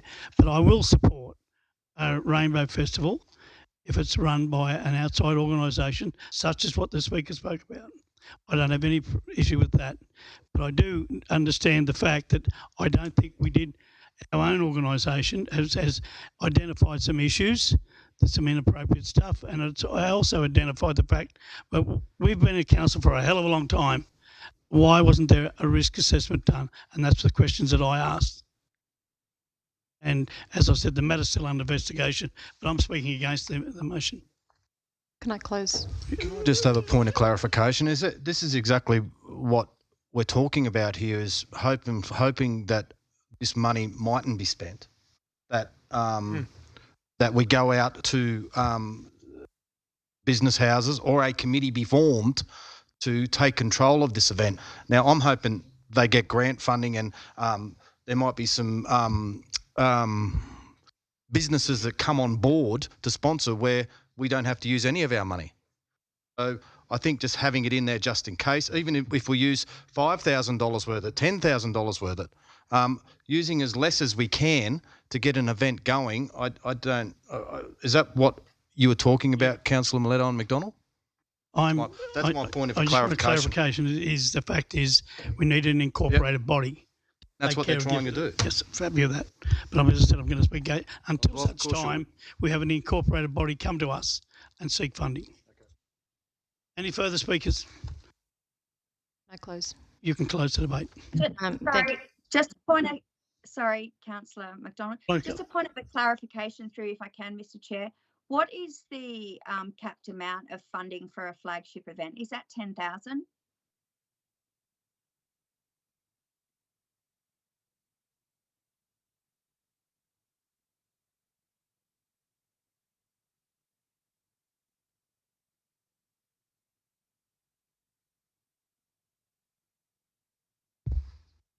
Through you, Mr. Chair, can I just clarify, are you asking the flagships that we put on or the flagships that we sponsor, like Nublar, where we give it to another committee? Because there's not a cap for our flagships that we put in, like New Year's Eve, Australia Day, those ones, but there is the 10,000 for Nublar external parties that are putting on events. Yeah, you've confirmed that. So 10,000. So if it was an independent body, a corporation like that cap would sit formed, they could apply for $10,000 like every other function has the opportunity to do. That is my understanding. Thank you. Okay, Councillor McDonald, close the debate. Thank you, Mr. Chair. Just to close the debate, look, and I thank Councillor Miletto for putting that suggestion forward. I think it makes sense. I would like to just touch on a point that the Chair made, in that Cass pointed out that she's very new and it's still an ongoing thing just to get the base of the Rainbow Hub up and running. Now, in terms of becoming an incorporated body, you need, it's a lot of time. You need expertise to consult with you. You need to pay money. In terms of time and planning for the next Rainbow Festival, I don't think it's fair to expect that us in the Rainbow Hub drives that and jumps through all those hoops in a very short time. But I think it's a really good way to, by quarantining this amount, having it set there just in case, and obviously we would love to have grants. I mean, what council doesn't love to receive grants from state and federal governments? So it'd be nice just to have this there just in case we need it. But I think it's absolutely really good that we have a committee setting up so that we can really drive this event as an ongoing event every year in Orange. Could I just ask a question? With that, would we be assisting the group, setting up a committee and helping them maybe write grant applications and all that sort of thing? Thank you, Director Sharp. Through you, Mr. Chair, I would suggest that we would set it up similar to perhaps the Australia Day Committee, which is a council internal committee that we then, as the council, would write the grant applications, of which we are already in the process of doing, on the hope that we do have something to commit to, that we would then be able to be using our internal staff to write those sorts of grants with an internal committee, that we would then have that process as we currently do for Australia Day. Yeah, I just with what Councillor Kinghorn was saying earlier about music, I know hearing John Graham, the Minister for Tourism, there are several grants out there for that live music. So if we can incorporate different things into the Rainbow Festival, there might be opportunities for grants, that's all. We're always looking for further grants that are available.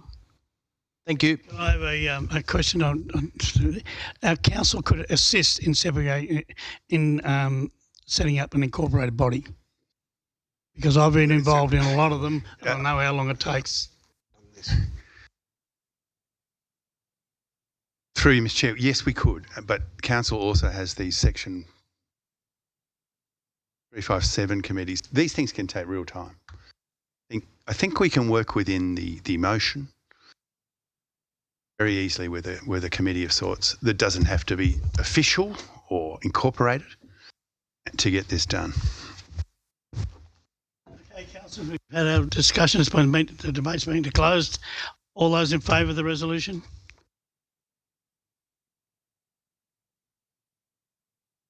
Those against? Three. Sorry. Councillor Greenhouse, have you? Before. So we've got 3. I declare the motion carried. Move on to item L.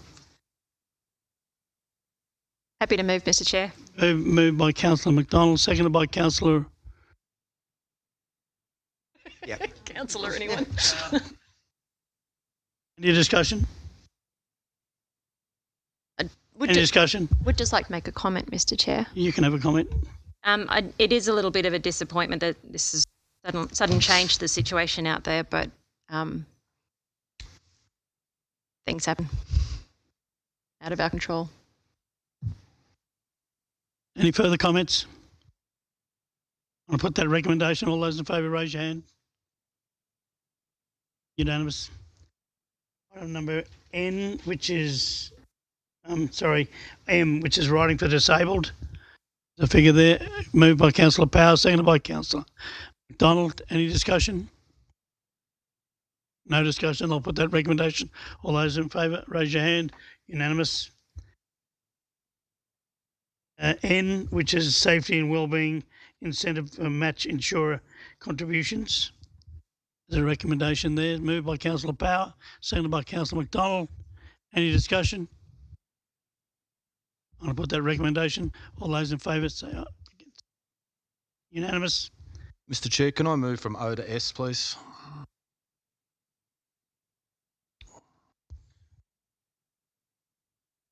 We've got a resolution already to say we've got to deal with them by seriatim. Can I move an amendment that A bit late now because we've acted on it. I was just seeing Councillor Evans was yawning. He's got a small bubble. By me. Move on to item O, which is Scout Camp. Moved by Councillor Mileto, seconded by Councillor Hamling. Any discussion? No discussion. I'll put that recommendation. All those in favour, raise your hand. Item P, which is Sewer Capital Works through forward. Moved by Councillor Power, seconded by Councillor Peterson. Any discussion? Would the Director like to make a comment? Doesn't want to make a comment? Okay, I'm going to put that recommendation. All those in favour, raise your hand. Unanimous. Go to Q, which is Sports All Contract for Inclusive Children's Sporting there. Happy to move that. Been moved by Councillor second. Seconded by Councillor Floyd. Any discussion? Any comment? No comment. Put that recommendation. All those in favour, raise your hand. Unanimous. Water Capital Works brought forward on R. Happy to move it. Seconded. Moved by Councillor Mileto, seconded by Councillor Hamling. No discussion? Any discussion? All those in favour, raise your hand. Matter. Unanimous. S. Wine Trails Seed Funding. Moved by Councillor Mallard, seconded by Councillor Peterson. Any discussion? No discussion. I'll put that recommendation. All those in favour, raise your hand. Now, we move on to any other councillors have anything that they wish to add. Councillor Mileto. Thank you, Mr. Chair, and I apologise for the late notice, but it arose from board on the weekend, and I'd like to declare a conflict of interest with regards to what I'm about to raise because I am president of the Orange District Football Association, but it was raised with me and asked to be brought up at the council meeting tonight, and that is whether there is any money in the budget for council to purchase a ride on Super Sopper. The reason it's been raised is because, as council would know, with the Orange District Football Association has 2,700 registered members, which we cover anywhere between 100 and 130 games at Jack Brabham each weekend. On the weekend, we got some. Can we have a recommendation out of it? Yeah, the council purchase a Super Sopper. What dollar factor are we talking about? $25,000 to $30,000 is my understanding. Do we need a second to that resolution? I'll second it. Seconded by Councillor Hamling. Go for your life, Councillor Mileto. Thank you, Mr. Chair, and thank you, Councillor Hamling. As I stated, we had some rain, and we quite often get rain of a weekend, and that we have 7 major pitches out there, and once they get wet, the subsoil underneath doesn't drain real well, and on the weekend, 9 o'clock, the sun was shining, but there's water on the fields. We couldn't get on there, so we had to cancel the whole round. That happens several times a year. I feel that it would allow our senior competition to continue if we had a Super Sopper, and with the sporting precinct also about to expand in the next year or so, I think it would probably be useful there. So it's something which I've raised before, but it's come to the stage now where we are trying to encourage young people and our adults to get outside and be involved in winter sport, and it's also good for mental health. So if there is an opportunity for council to find that type of money in the budget, which I understand we have in the past for other things, if we can't, I totally understand as well. Thank you. I just asked a question to the CEO or to his directors. This Super Sopper, if council purchases it, it would be available to other sports as well, such as cricket, if the wickets, there's water around, all those type of things there. Through Mr. Chair, logically, yes, it would be made available to other fields. I'd probably, can I just, I don't know how we're going to do it. Mr. Morner's got real information. Yep.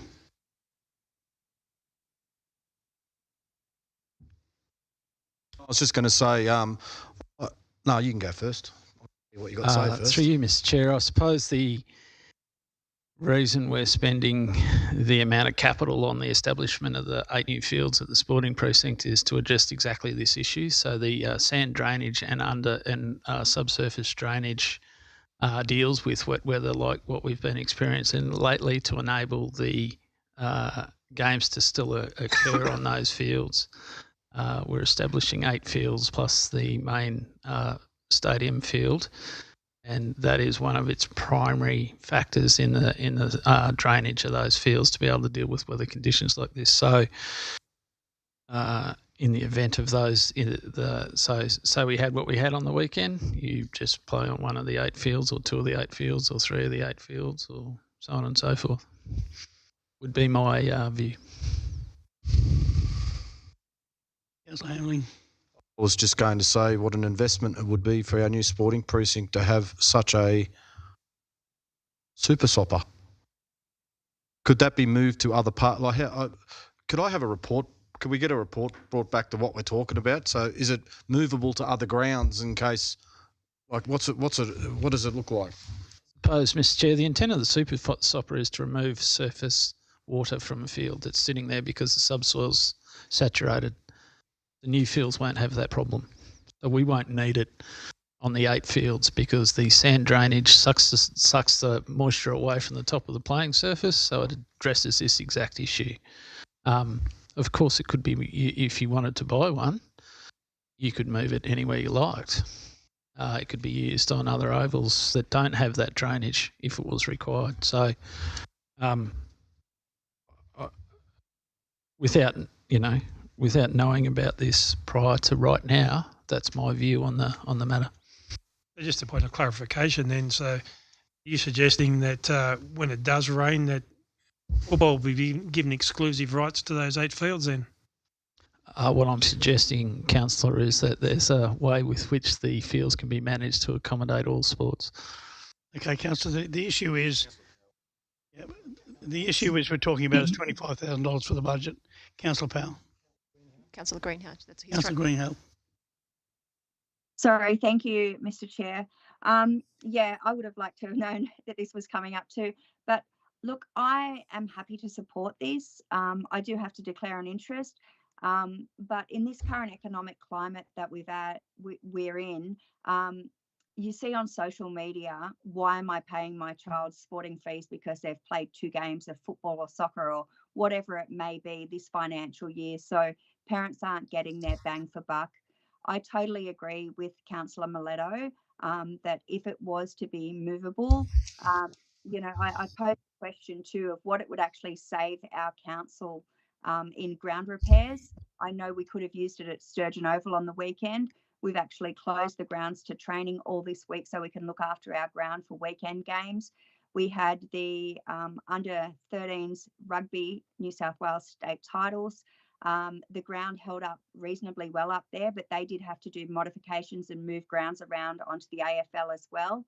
So I understand that we've got these 8 fields coming, but to Councillor Miletto's point, I don't think we can still get all sport on those 8 fields during winter, should we have those big rain events. And, packing up canteens and moving those sorts of things poses some logistical errors as well. So I think, if we can find the money somewhere, or, it would be a nice to have thing, and I'm sure we certainly would be able to use it.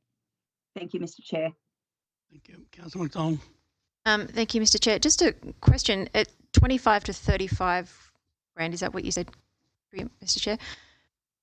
Look, I'll plead pure ignorance. I'd never heard of a super sopper until 5 minutes ago.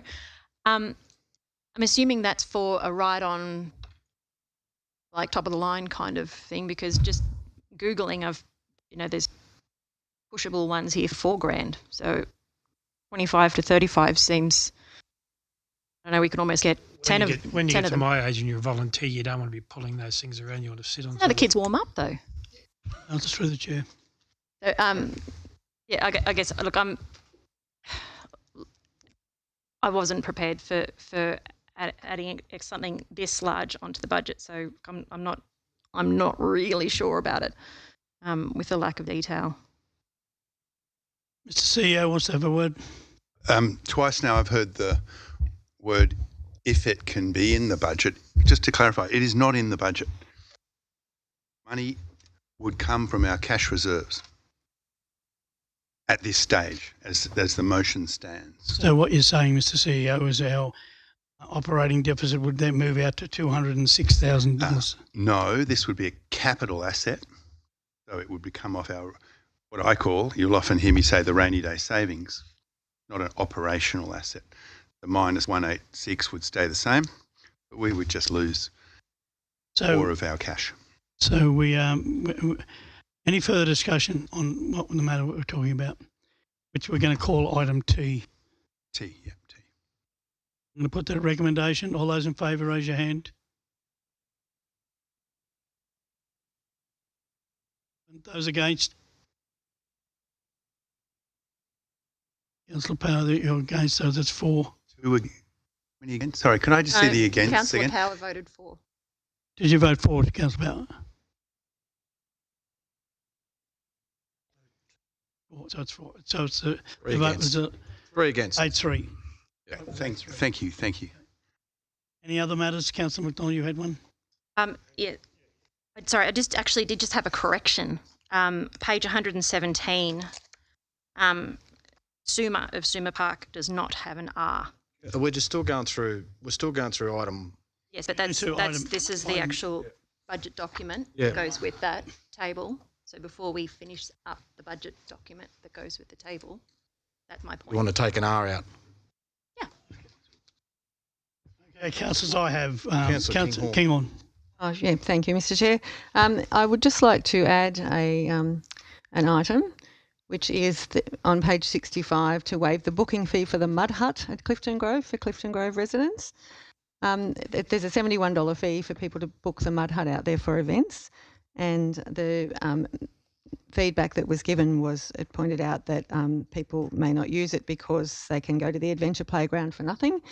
The adventure playground's currently closed, and while I normally would support a user pay system for this, I've referred it to the Clifton Grove Community Committee, and the residents have actually supported this, which is why I'm putting it forward, pointing out that it was actually the residents that helped to create the leash-free area out there and the arena, and that it's often them who clean up after the mud hut area after parties that have been a bit messy.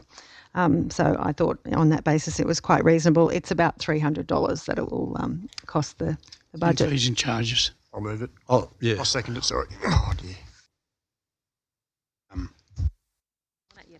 So, yep. We'll move the resolution as well. Yep. Can I ask a clarification, Councillor? So we can deal with this as item U. Is it so $71?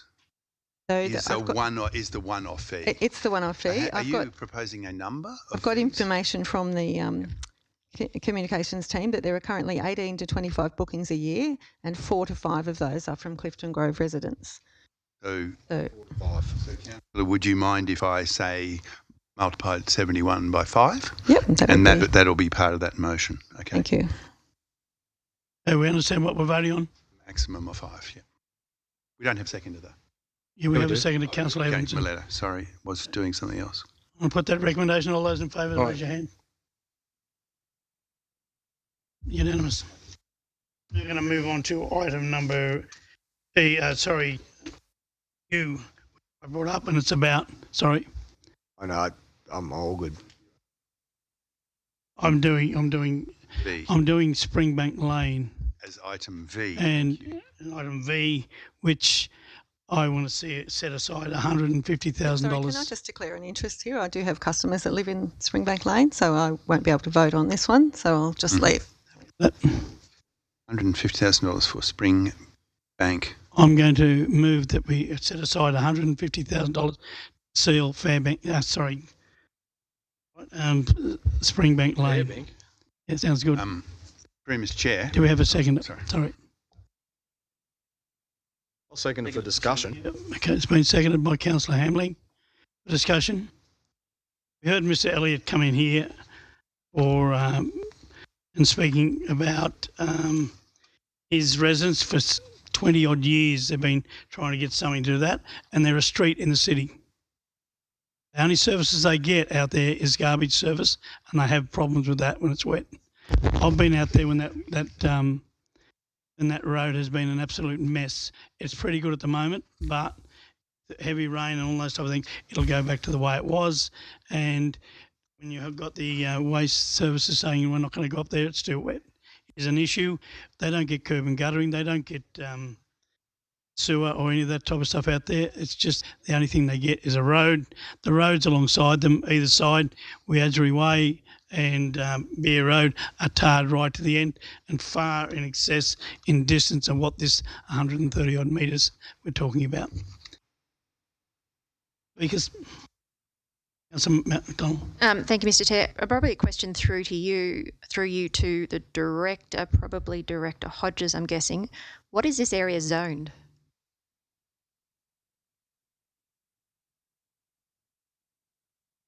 Through you, Mr. Chair, it's zoned R5, which is the large lot residential. It would have a minimum lot size of 2 hectares. Councillor Floyd.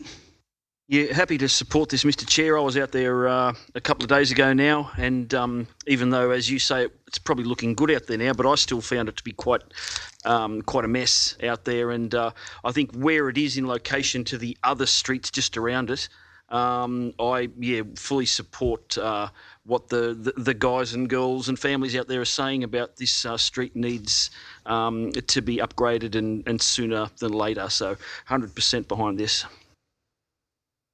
Councillor Hamling, then Councillor Leto. Could I just ask a question through the Director of Technical Services? Are we looking at 150,000, or is it more or less, or what are we? Is there a list that could go on that we could upgrade that? Like, there's got to be something. To answer the question, the 150,000 would do what Councillor Duffy has said, about 130 metres of the 300-metre road. Is there a list of roads that have priority? Yes, there is. Is there any way that could move up that list? We have no priority for sealing gravel roads. We have a list of priority roads for renewals, but we do not have on council a list of gravel roads to be sealed. Have we ever had a list? We've had projects in the past where we've sealed the roads on the basis of the residents putting in half the money to contribute to the works. We have not had a priority list of roads to be sealed during my time with council. Has there been discussions with the residents on what's the name of the street? Bank Lane about any contributions from residents?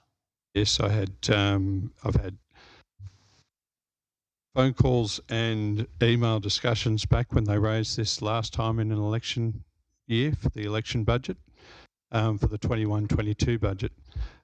Gave them the same advice then, that to move forward it would generally need contribution from residents.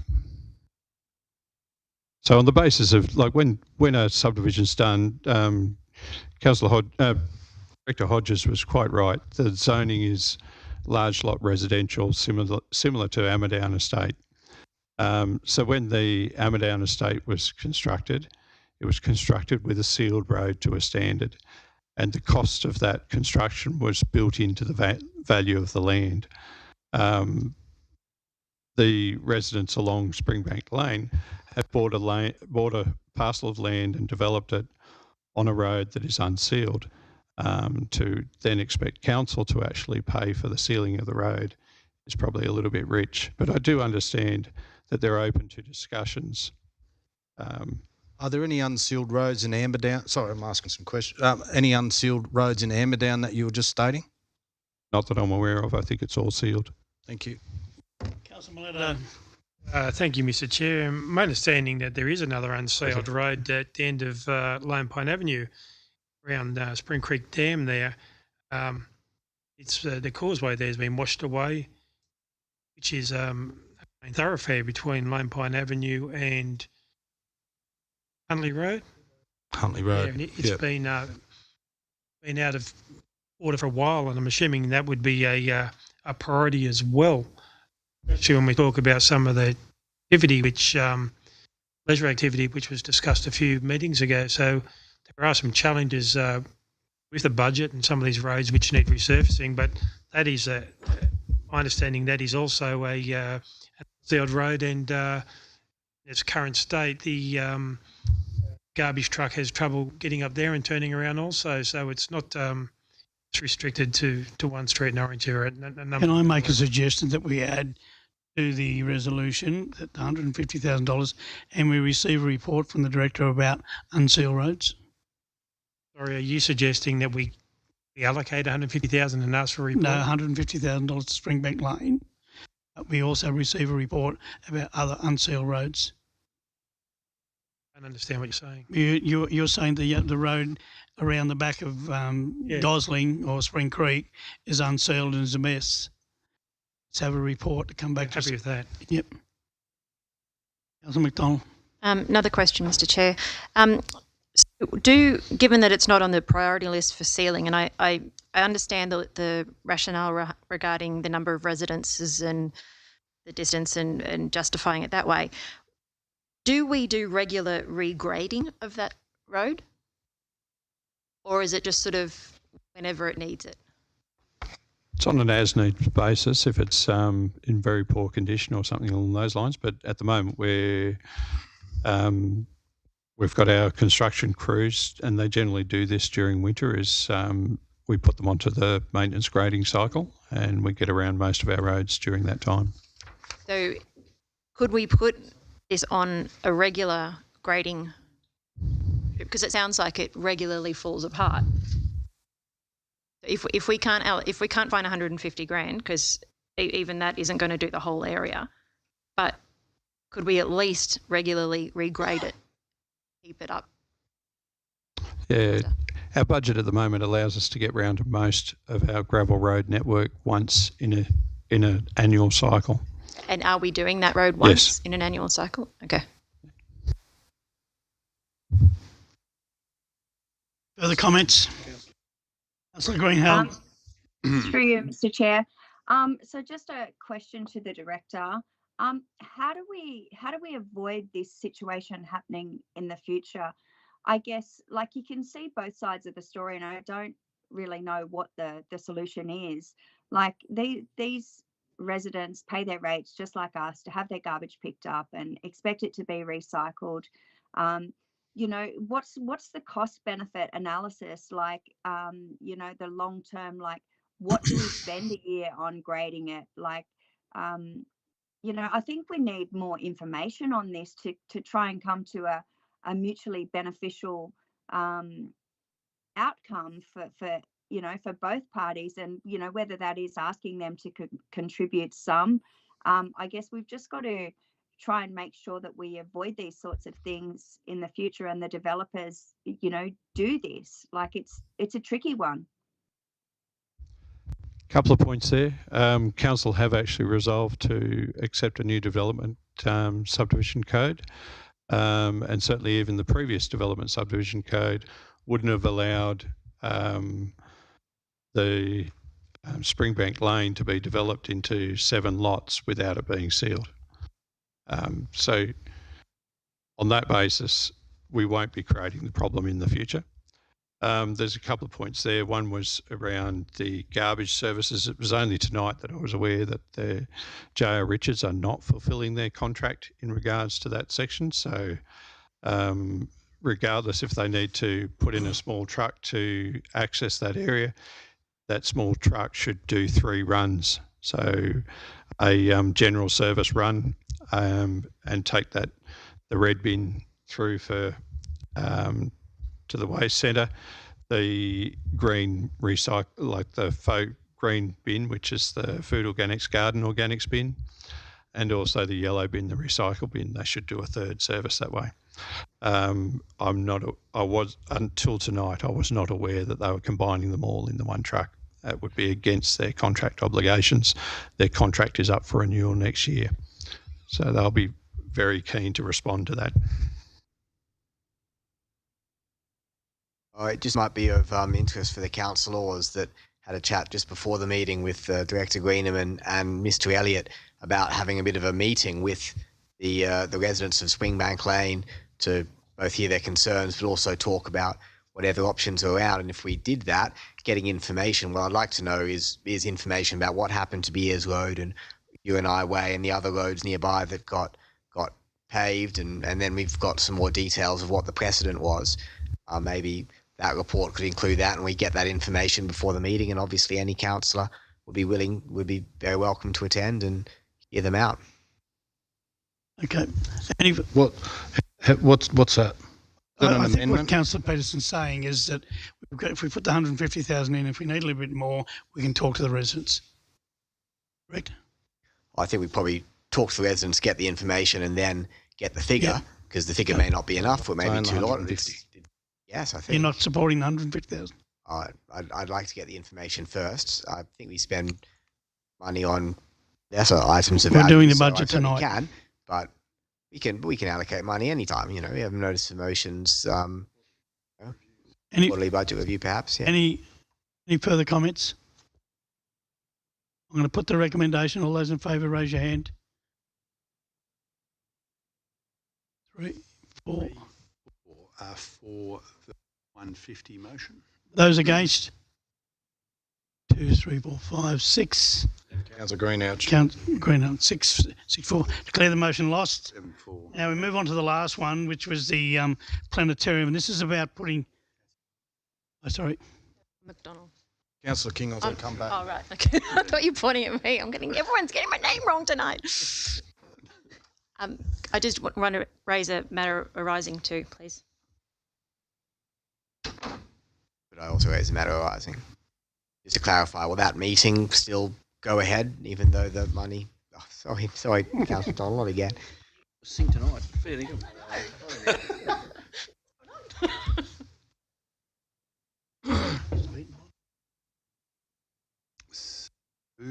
We're up to, if there is another one, W, Mr. Chair, if there is another one. Councillor Kinghorn, the resolution was lost to put $150,000 in the budget. It was lost 6 votes to 4. We now move on to the last one, which was... a matter arising out of that? Can I have a matter arising out of that, please, Mr. Chair? Just to basically capture what Councillor Peterson said, can we organise a meeting with the residents, with staff, work out what is actually possible, what residents are even, if they are able to contribute, even though we're all belts are tight everywhere. I'm just wondering if we can organise that. Yeah, I think the director's taken that on notice already. Yep. Can I have a matter arising too? Yes, of course you can. Is that okay? Anna, I just want to, if J.R. Richards are not meeting their obligations to Springybark Lane... Springbank Lane. Yeah, Springbank Lane. I was very close. Sorry, Springbank. It was very close. You were. We need to haul them in and have a conversation with them. Absolutely. That's the intention.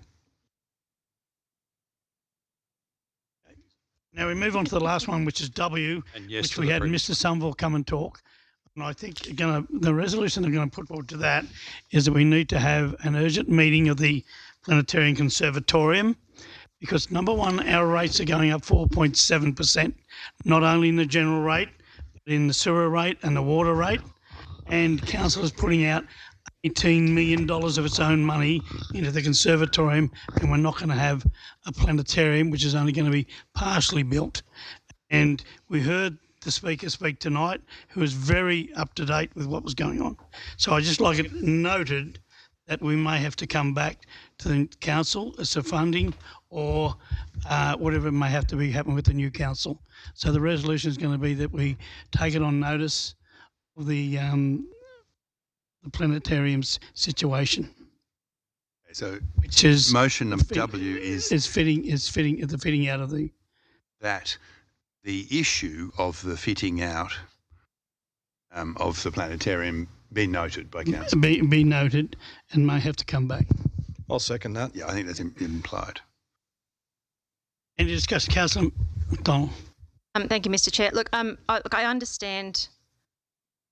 Thanks. And I understand what Mr. Somerville was saying, but I would like to also point out that last year when the Orange Regional Conservatorium held a rebranding relaunch event, The architects were there, our CEO was there, and Mr. Somerville was in the audience as well. And the question was asked by someone in the audience, what's happening like in terms of fitting out of the planetarium?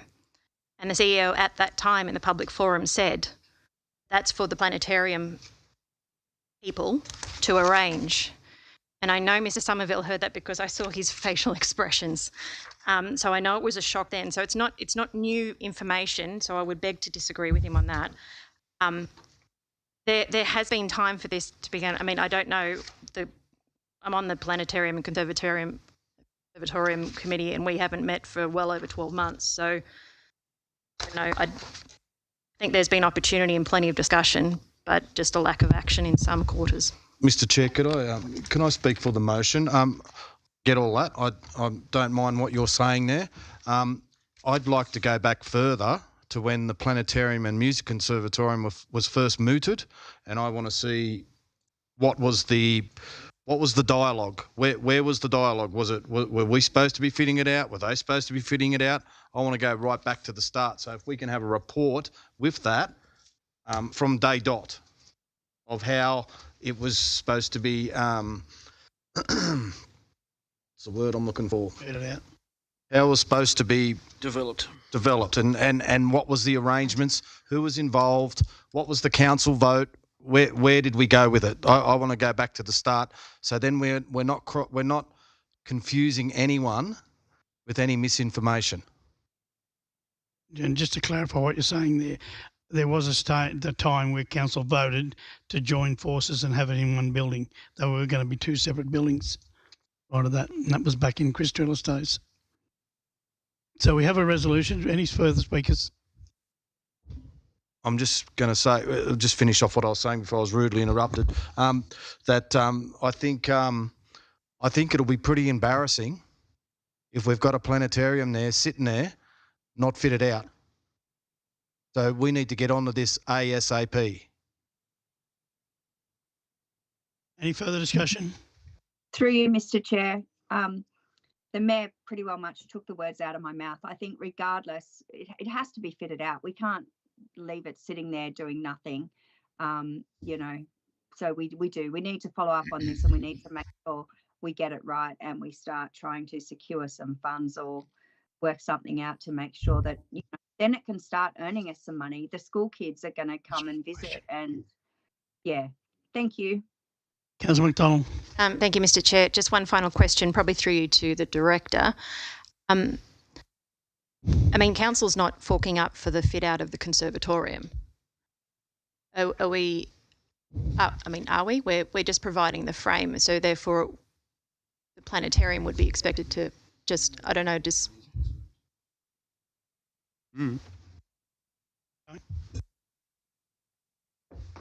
waiting.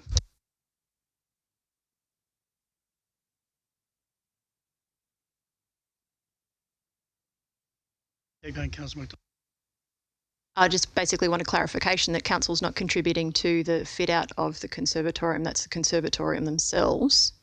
Is that correct? Through you, Mr. Chair, that's correct. So the building for both facilities is the same. So the planetarium requires protection onto an internal dome at the cost of about $500,000, which we're including. We're including the chairs, we're including the air conditioning, we're including the lights, we're including all the things in the building required to run a planetarium. What's not included is IT equipment. By that I mean a few projectors and some computer equipment to operate them. That's the bit that's not in there. Everything else is. That equipment requires replacement about every 4 years. I was provided with a, let's say, draft business plan about 10 years ago, and in that it included the replacement of IT equipment every 4 years. It's well known that IT equipment, and so that's what happens. It's the same with conservatorium. So the conservatorium are providing all their IT equipment, their phones, all their musical equipment, etc., etc. We're providing a building for which it to happen. Mr. Somerville is a member of a group that's interested in this project. Mr. Somerville is not the appointed operator of the planetarium. That is subject to an EOI. He is well aware of that. So that's what we're doing with the project. The IT equipment, whatever IT equipment is always provided by the operator, same as any lease. So that's where it stands, if that answers your question, Councillor. Thank you. Thank you, Councillor. Yeah, that clarifies it, Scott. Thank you for that. Okay, councillors, I'm just going to close the debate on that. I agree with what the Mayor says. If we don't have the planetarium fitted out, and as our speaker said, who is far more knowledgeable about what it is, what I am, and probably anyone else in this room, as regards to how fitting out happens across Australia and around the world. So I'm going to, the reason why I'm saying we need to have an urgent meeting, and it'll look very embarrassing on us that we spent a hell of a lot of money on a conservatorium without the planetarium when they both went hand in hand to get finished, and we're going to have a shell there.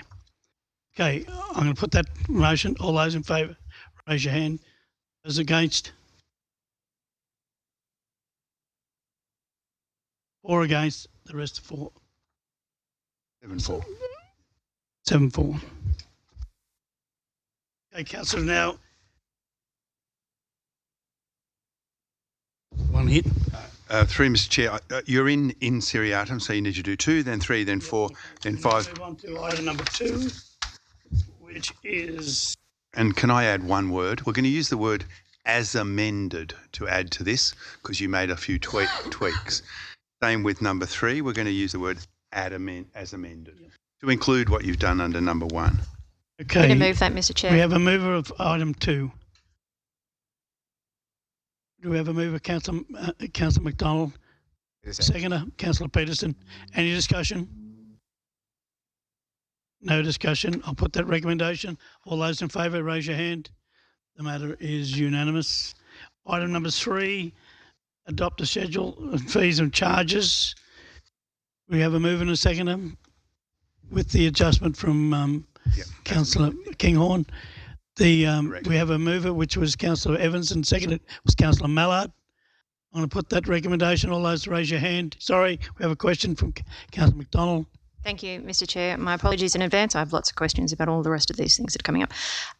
Page 146, what is a shower charge for the pool? Is that like if you've just used the basketball courts and you want to have a shower? Through Mr. Chair, yes.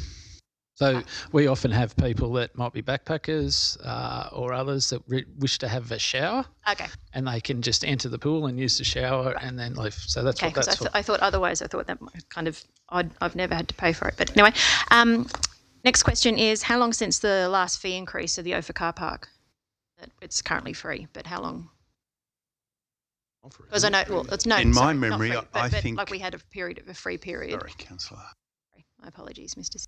No, that's okay. No, you go. I'm just trying to remember. We've had free period. We've had free, then we're not free. Yeah, I'm also. But an actual increase has not happened in my memory because of this on off. It has been years since the fee went up. Okay. And my final question, page 227, in terms of disposing of mattresses at the Resource Recovery Centre. I thought since we had mattress cages there, disposing of mattresses was free and that they were being, we've actually got people that we send those mattresses to recycle. So Yeah, there's still a service charge. So just like almost any of our recycling at the moment, we actually pay to have those materials recycled. Right. Okay. Whether it's tyres, mattresses, mixed recyclables in the yellow bin, we still pay for those materials to be recycled. Okay. Thank you. Okay, any further discussion? I'm going to put item 3. All those in favour, raise your hand. The matter is unanimous. Move on to item number 4. In accordance with the various sections, we have a mover and a second. We move Councillor Powell. And seconded Councillor Floyd. Any discussion? No discussion. I'm going to put that recommendation. All those in favour say aye. Or raise your hand, sorry. Aye. The matter is unanimous. We move on to item number 5, which is to adopt the operational plan, the resource strategy plan, the management plan, and asset management plan and strategy for 24-25. Strategic policy 127, statement of revenue, and strategic policy 128, which is asset management. We have a mover and a seconder. I just have ask a question first. Yes, okay. So are we moving this all these documents as one? Okay. We have a mover and a seconder, Councillor Power, seconded by Councillor Miletto. Any discussion? Councillor Peterson, then Councillor McDonald. Sure. So thank you. Just in regards to the asset management, I think I'd like to say that our deficit is artificially low because we sold a $300,000 asset to make the numbers look better. I want to remind us we can only do that once. There are external factors for council financial pressure, but we have to take responsibility that decisions made here also contribute. We're about to enter a time of reduced grant availability, and we have to prepare for this. And I think we should do that by having any new expenditure from here being offset from somewhere else in the budget first and not just added to the deficit. In the asset management plan, I want to draw attention to the $2.1 million renewal funding gap. It's on page 21 of that document. That's going to grow to $42.5 million in 20 years. And as far as I'm aware, there isn't a clear plan how we're going to cover that. This is before additional operational expenditure from the conservatorium and the stadium ends up on the books. I just want to clearly and publicly state that I think we've got a developing financial medium-term risk that we as the council will have some role in managing. So, I hope a lot of us will stand for election in September this year, but any who do must be prepared that part of the deal is to responsibly return the budgets to out of deficit. We've got to act in the next few years, or we're going to put ourselves at risk of a special rate variation. And if that isn't a concern, or if anyone doesn't think that's part of our responsibility, I think they should tap out now. Thanks. Okay. I'd like to make a comment. Well, very wise words, Councillor Peterson. But just to finish off this item, this is the last thing, isn't it? Would like to thank you, Chair, our Finance Chair, but also to thank Treasurer. Yeah, he's Finance Chair, but also to thank my staff, quite newly arrived Management Accountant Claire Wright, who's over here, and also Hayley Barbetti, our new CFO. There's a lot of work that goes into this, and they're also doing our audit. So thank you, staff. Yes, Chair. Thank you, Mr. CEO. I'd also like to thank the staff. They're only not all that old in the organisation and new, and it would have been a learning curve to come here and produce such a document, which is fairly complex. And I'd also like to thank the councillors for sitting through the whole process. It's not an easy process to go through, and we can't please everyone, but that's the budget. And I'll now hand back to Councillor McDonald's got a question. Lots of questions, Mayor. We have to vote on 5. Wrapping things up. Okay. Page 273 of the operational plan, where you got improve housing supply, diversity and affordability. The only thing that's listed there is operational action on principal activities, Landcom affordable housing. I would have thought that in there we would also have the previous resolution when we adopted the housing strategy regarding a housing summit. Was there a homelessness policy? I'm assuming it would include Councillor Kinghorn's an affordable housing policy, Councillor Kinghorn's audit. I would have thought those things should have also been listed in there as well. Councillor Kinghorn only brought it up tonight. No, well, it's actually, as Councillor Mallard mentioned, it was also mentioned 2 years ago. So it's not new news. So I think those things probably should be there, as that's solved to look into. Next thing is page 277, strategy 7.3.2 regarding the indoor winter playground. We asked in a previous council meeting what's happening with that, and we haven't heard anything other than waiting. Negotiations are still happening. That's what we've heard. That's still the status. Got an answer coming for you. Yeah, absolutely. Yes, please. Through Mr. Chair. So I met with the tennis club a few weeks ago. They were considering whether they were going to run it or not this year. They do have some equipment. We do have some equipment as well that we have made available to them in the past. They were working out whether they could operate it or not. I asked them to write to me if they needed any assistance. They have not done that. So yeah, that's for me to follow up. We also followed up a number of people that had expressed an interest in the past, and we haven't had any response from those people as well. So when I say people that expressed an interest, that was in writing. So we provided them with information, the AOI, 12 to 14 months ago. And so that's where we're at the moment. And in terms of a long-term plan? I think the long-term plan council was to run an EOI to see if there were any operators that were interested in what support they would need from council. So that was the process we followed. We haven't had any response to that. And we followed up with a couple of those people again recently. Last couple of months. Have an answer in the next couple of weeks before the school holes start? I can ask the immediate. The tennis centre. Yes, so I can follow up with them as to whether they intend to do it or not. Given the weather, we're going to Yeah. we're going to need it. Totally agree.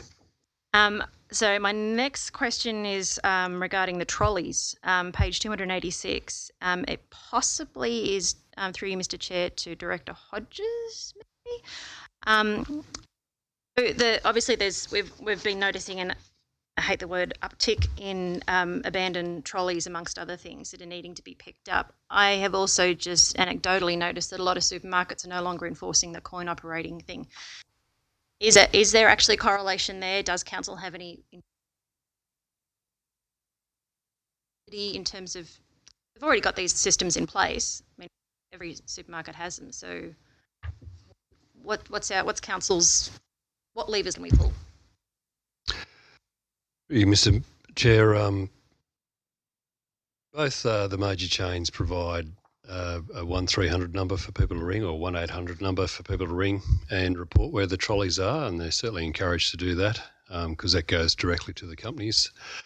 The trick with trolleys and the fees, so even when you look at those fees that are listed there, and we've had those fees for many years, it gets close to the cost of the trolley itself, as in the big companies can afford, because they buy probably tens of thousands of trolleys a year. They get them fairly cheap. So as opposed to the other independent operator in town, they're much more expensive, so easier to deal with. So in relation to the correlation of the coin operated ones,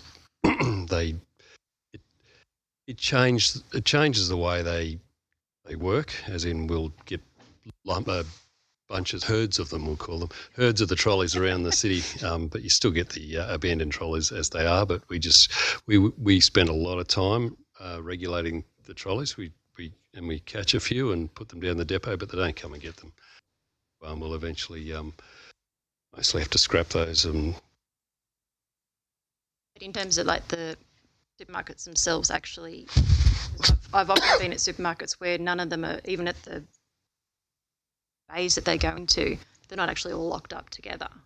Often individually, you don't need to even use a coin. Yeah, it's not a mandated requirement. Right, you can't legally do it. I noticed Woolworths has started doing it again just more recently, and continue to encourage them and regularly contact the providers of all of them. So it's not just the two big companies, but we do Harris Farm as well, and we're in regular contact with them.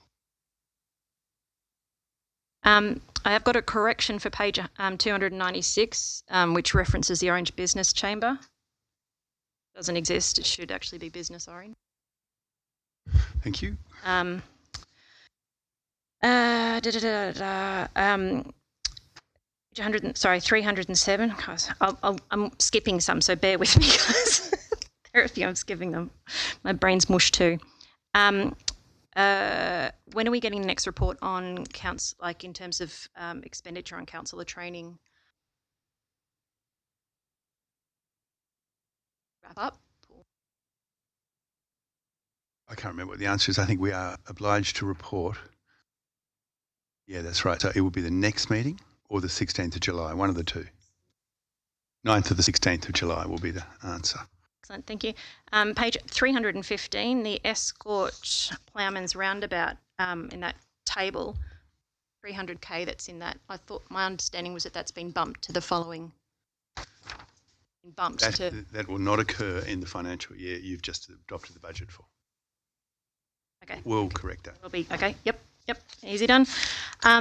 My questions regarding asset management strategy. Where does a sporting precinct sit? Because there seems to be a little like the language around there's parks and open space, there's parks, but nothing actually covers recreational grounds. So I'm kind of curious where that sits in the asset management strategy. Anyone got an answer? Directors? Surely we know. Speculation or an answer? We've had time to think about it.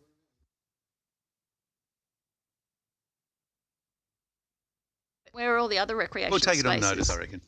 Take it on notice. I just would have thought that there would be one place you'd have all your recreational spaces. I would have thought that too. I'm sure that is the doesn't seem clear in the strategy. That's my point. Clarify this. Excuse me, there's not one plan for parks and open space. It's embedded in other plans. So I just don't recall what the name of the asset management plan that includes the sport and recreation. Just in the strategy where it divvies up the different categories, under parks it only talks about playgrounds. It doesn't. Recreational spaces are not listed anywhere in that chart. That was what I was sort of driving at. And I think that'll do me. The rest aren't going to make a difference to everything else. Mr. Chair, could I just make a quick comment? If that's okay. I'm just going on what Councillor Peterson said. Good speech. Totally agree with you. I think we all know sitting around this table that we are financially responsible for the money that coming in and out of our coffers, and we know that times are tough, and we know that grant applications are down. I think going on this budget and what we've seen on this budget, I'd like to commend the staff on this budget. We've had 2 new staff members, as as Mr. CEO said. They've done a fantastic job. I do think, times are going to get tougher. We're not at that place yet. That's that special three letter term. There are councils around us that are at that place. There are bigger councils that have been at that place. So I totally agree with what you say, and I think it needs to be explained to the new councillors that whoever around this table, I think we need to have a full session on financial sustainability and where we're at, where we might be, and I totally agree with what you say. Okay, councillors, the last thing we've got to do is move the resolution. I think you've got another speaker. One question, Mr. Chair. Sorry, through you, Mr. Chair, I had a question as well.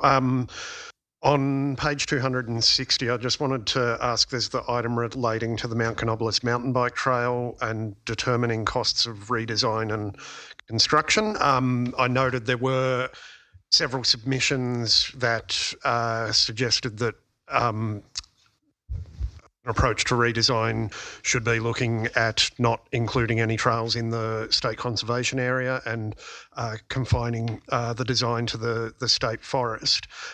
It was a bit confusing. There was a part on page 65 that was saying the mountain bike trails should be supported. I did want to note that there were a number of submissions that were raising concerns about the mountain bike trail proposal, and I don't intend for us to have a full debate on that again tonight.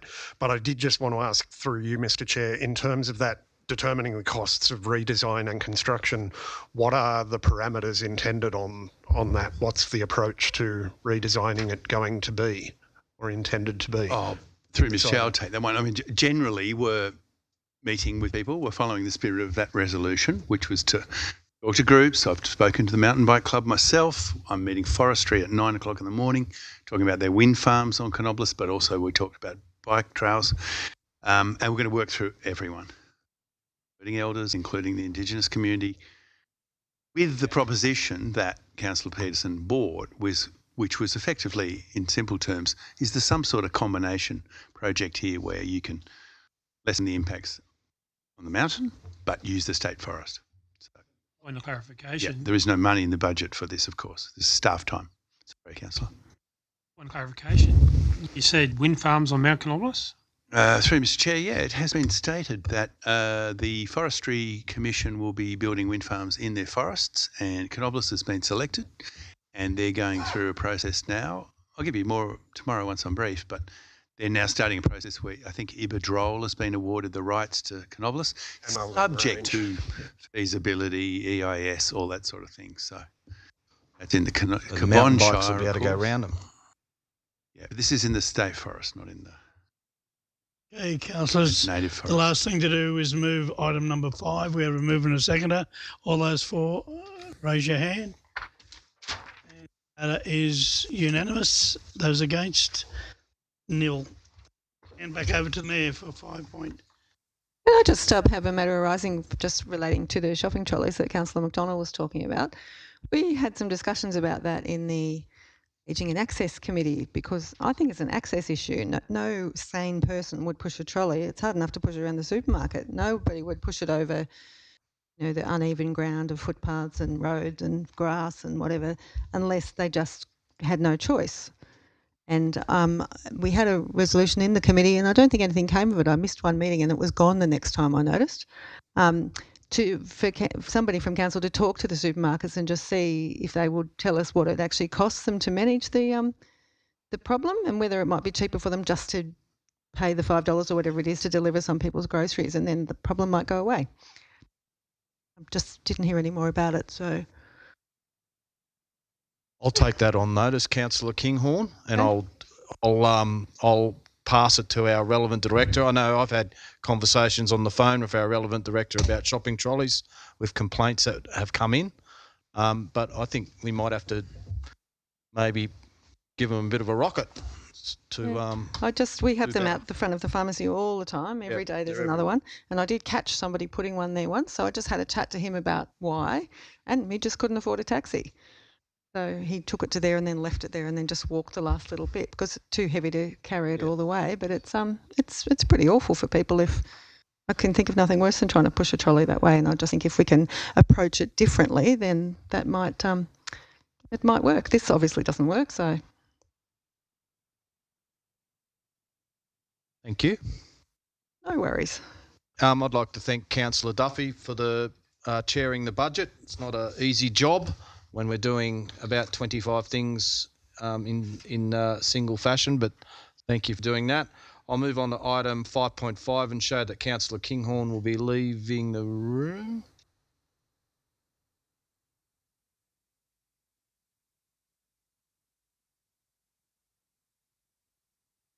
Well, our finance people can go too now. Keeping the CFO. Can I have a mover and a move by Councillor Power, second by Councillor Peterson. Any discussion? There being no discussion, I'll put the motion all in favour. Against? Carried. Councillor Kinghorn, you can come back in.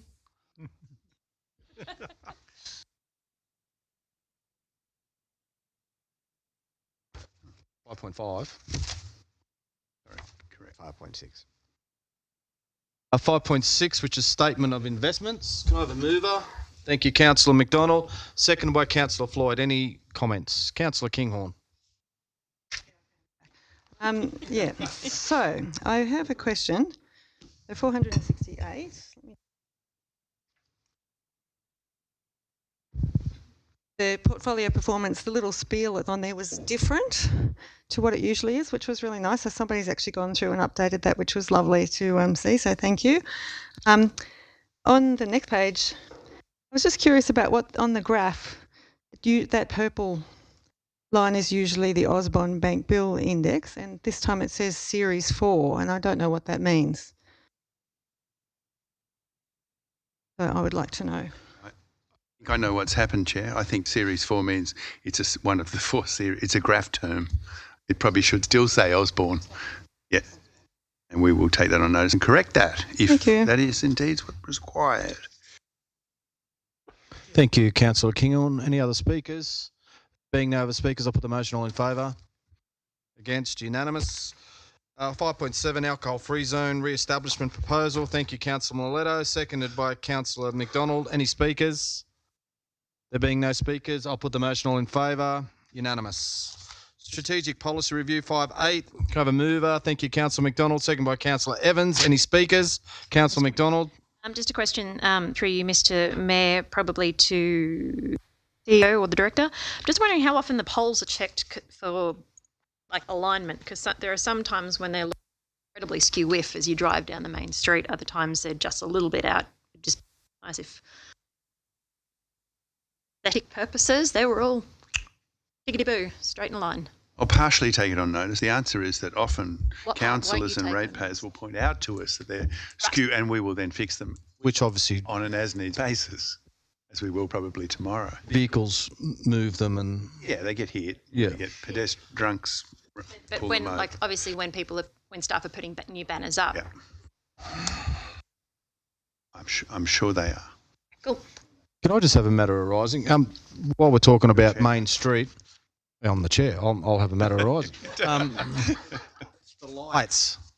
We need to change some light bulbs. There's a lot out, and during the weekend, the long weekend, the middle section was out, and all the rest were on.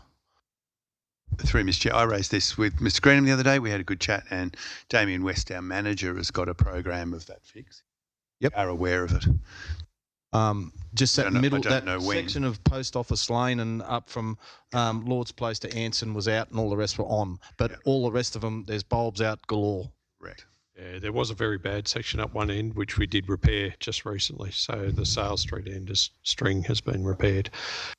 We generally do run a bulb replacement thing run through after winter. We did a one-off the other day. So all the bulbs are fixed or just that section? Just that section. So all the other bulbs won't be fixed till the end of winter? Generally, yeah. Okay. I did an inspection at the time, and while there were some bulbs out, most sections were quite open and still effective. But the section up on the Sale Street end, the whole string had gone, so we did replace that string. So sorry, is that between Anson Street and Lord's Place? That was the section that was out. Okay, I'll have a look at that. Thank you. Thank you. Any other speakers? No other speakers. I'll put the motion all in favour. Against? Carried. The Chief Executive Officer will now advise the Council if any written submissions have been received, any relating to any items advertised by consideration by closed meeting of Orange City Council. We have received no such submission. In accordance with the Local Government Act 1993, the Local Government General Regulation 2021, the opinion of the CEO, the following business is of kind referred to in Section 10A2 of the Act and should be dealt with in a confidential session of Council meeting closed to all this public that are here and the press.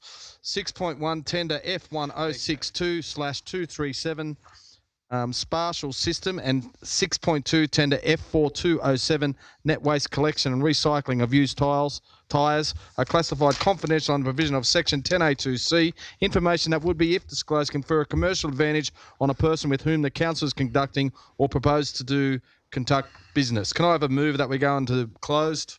Thank you, Councillor Mallard. Seconded by Councillor Power.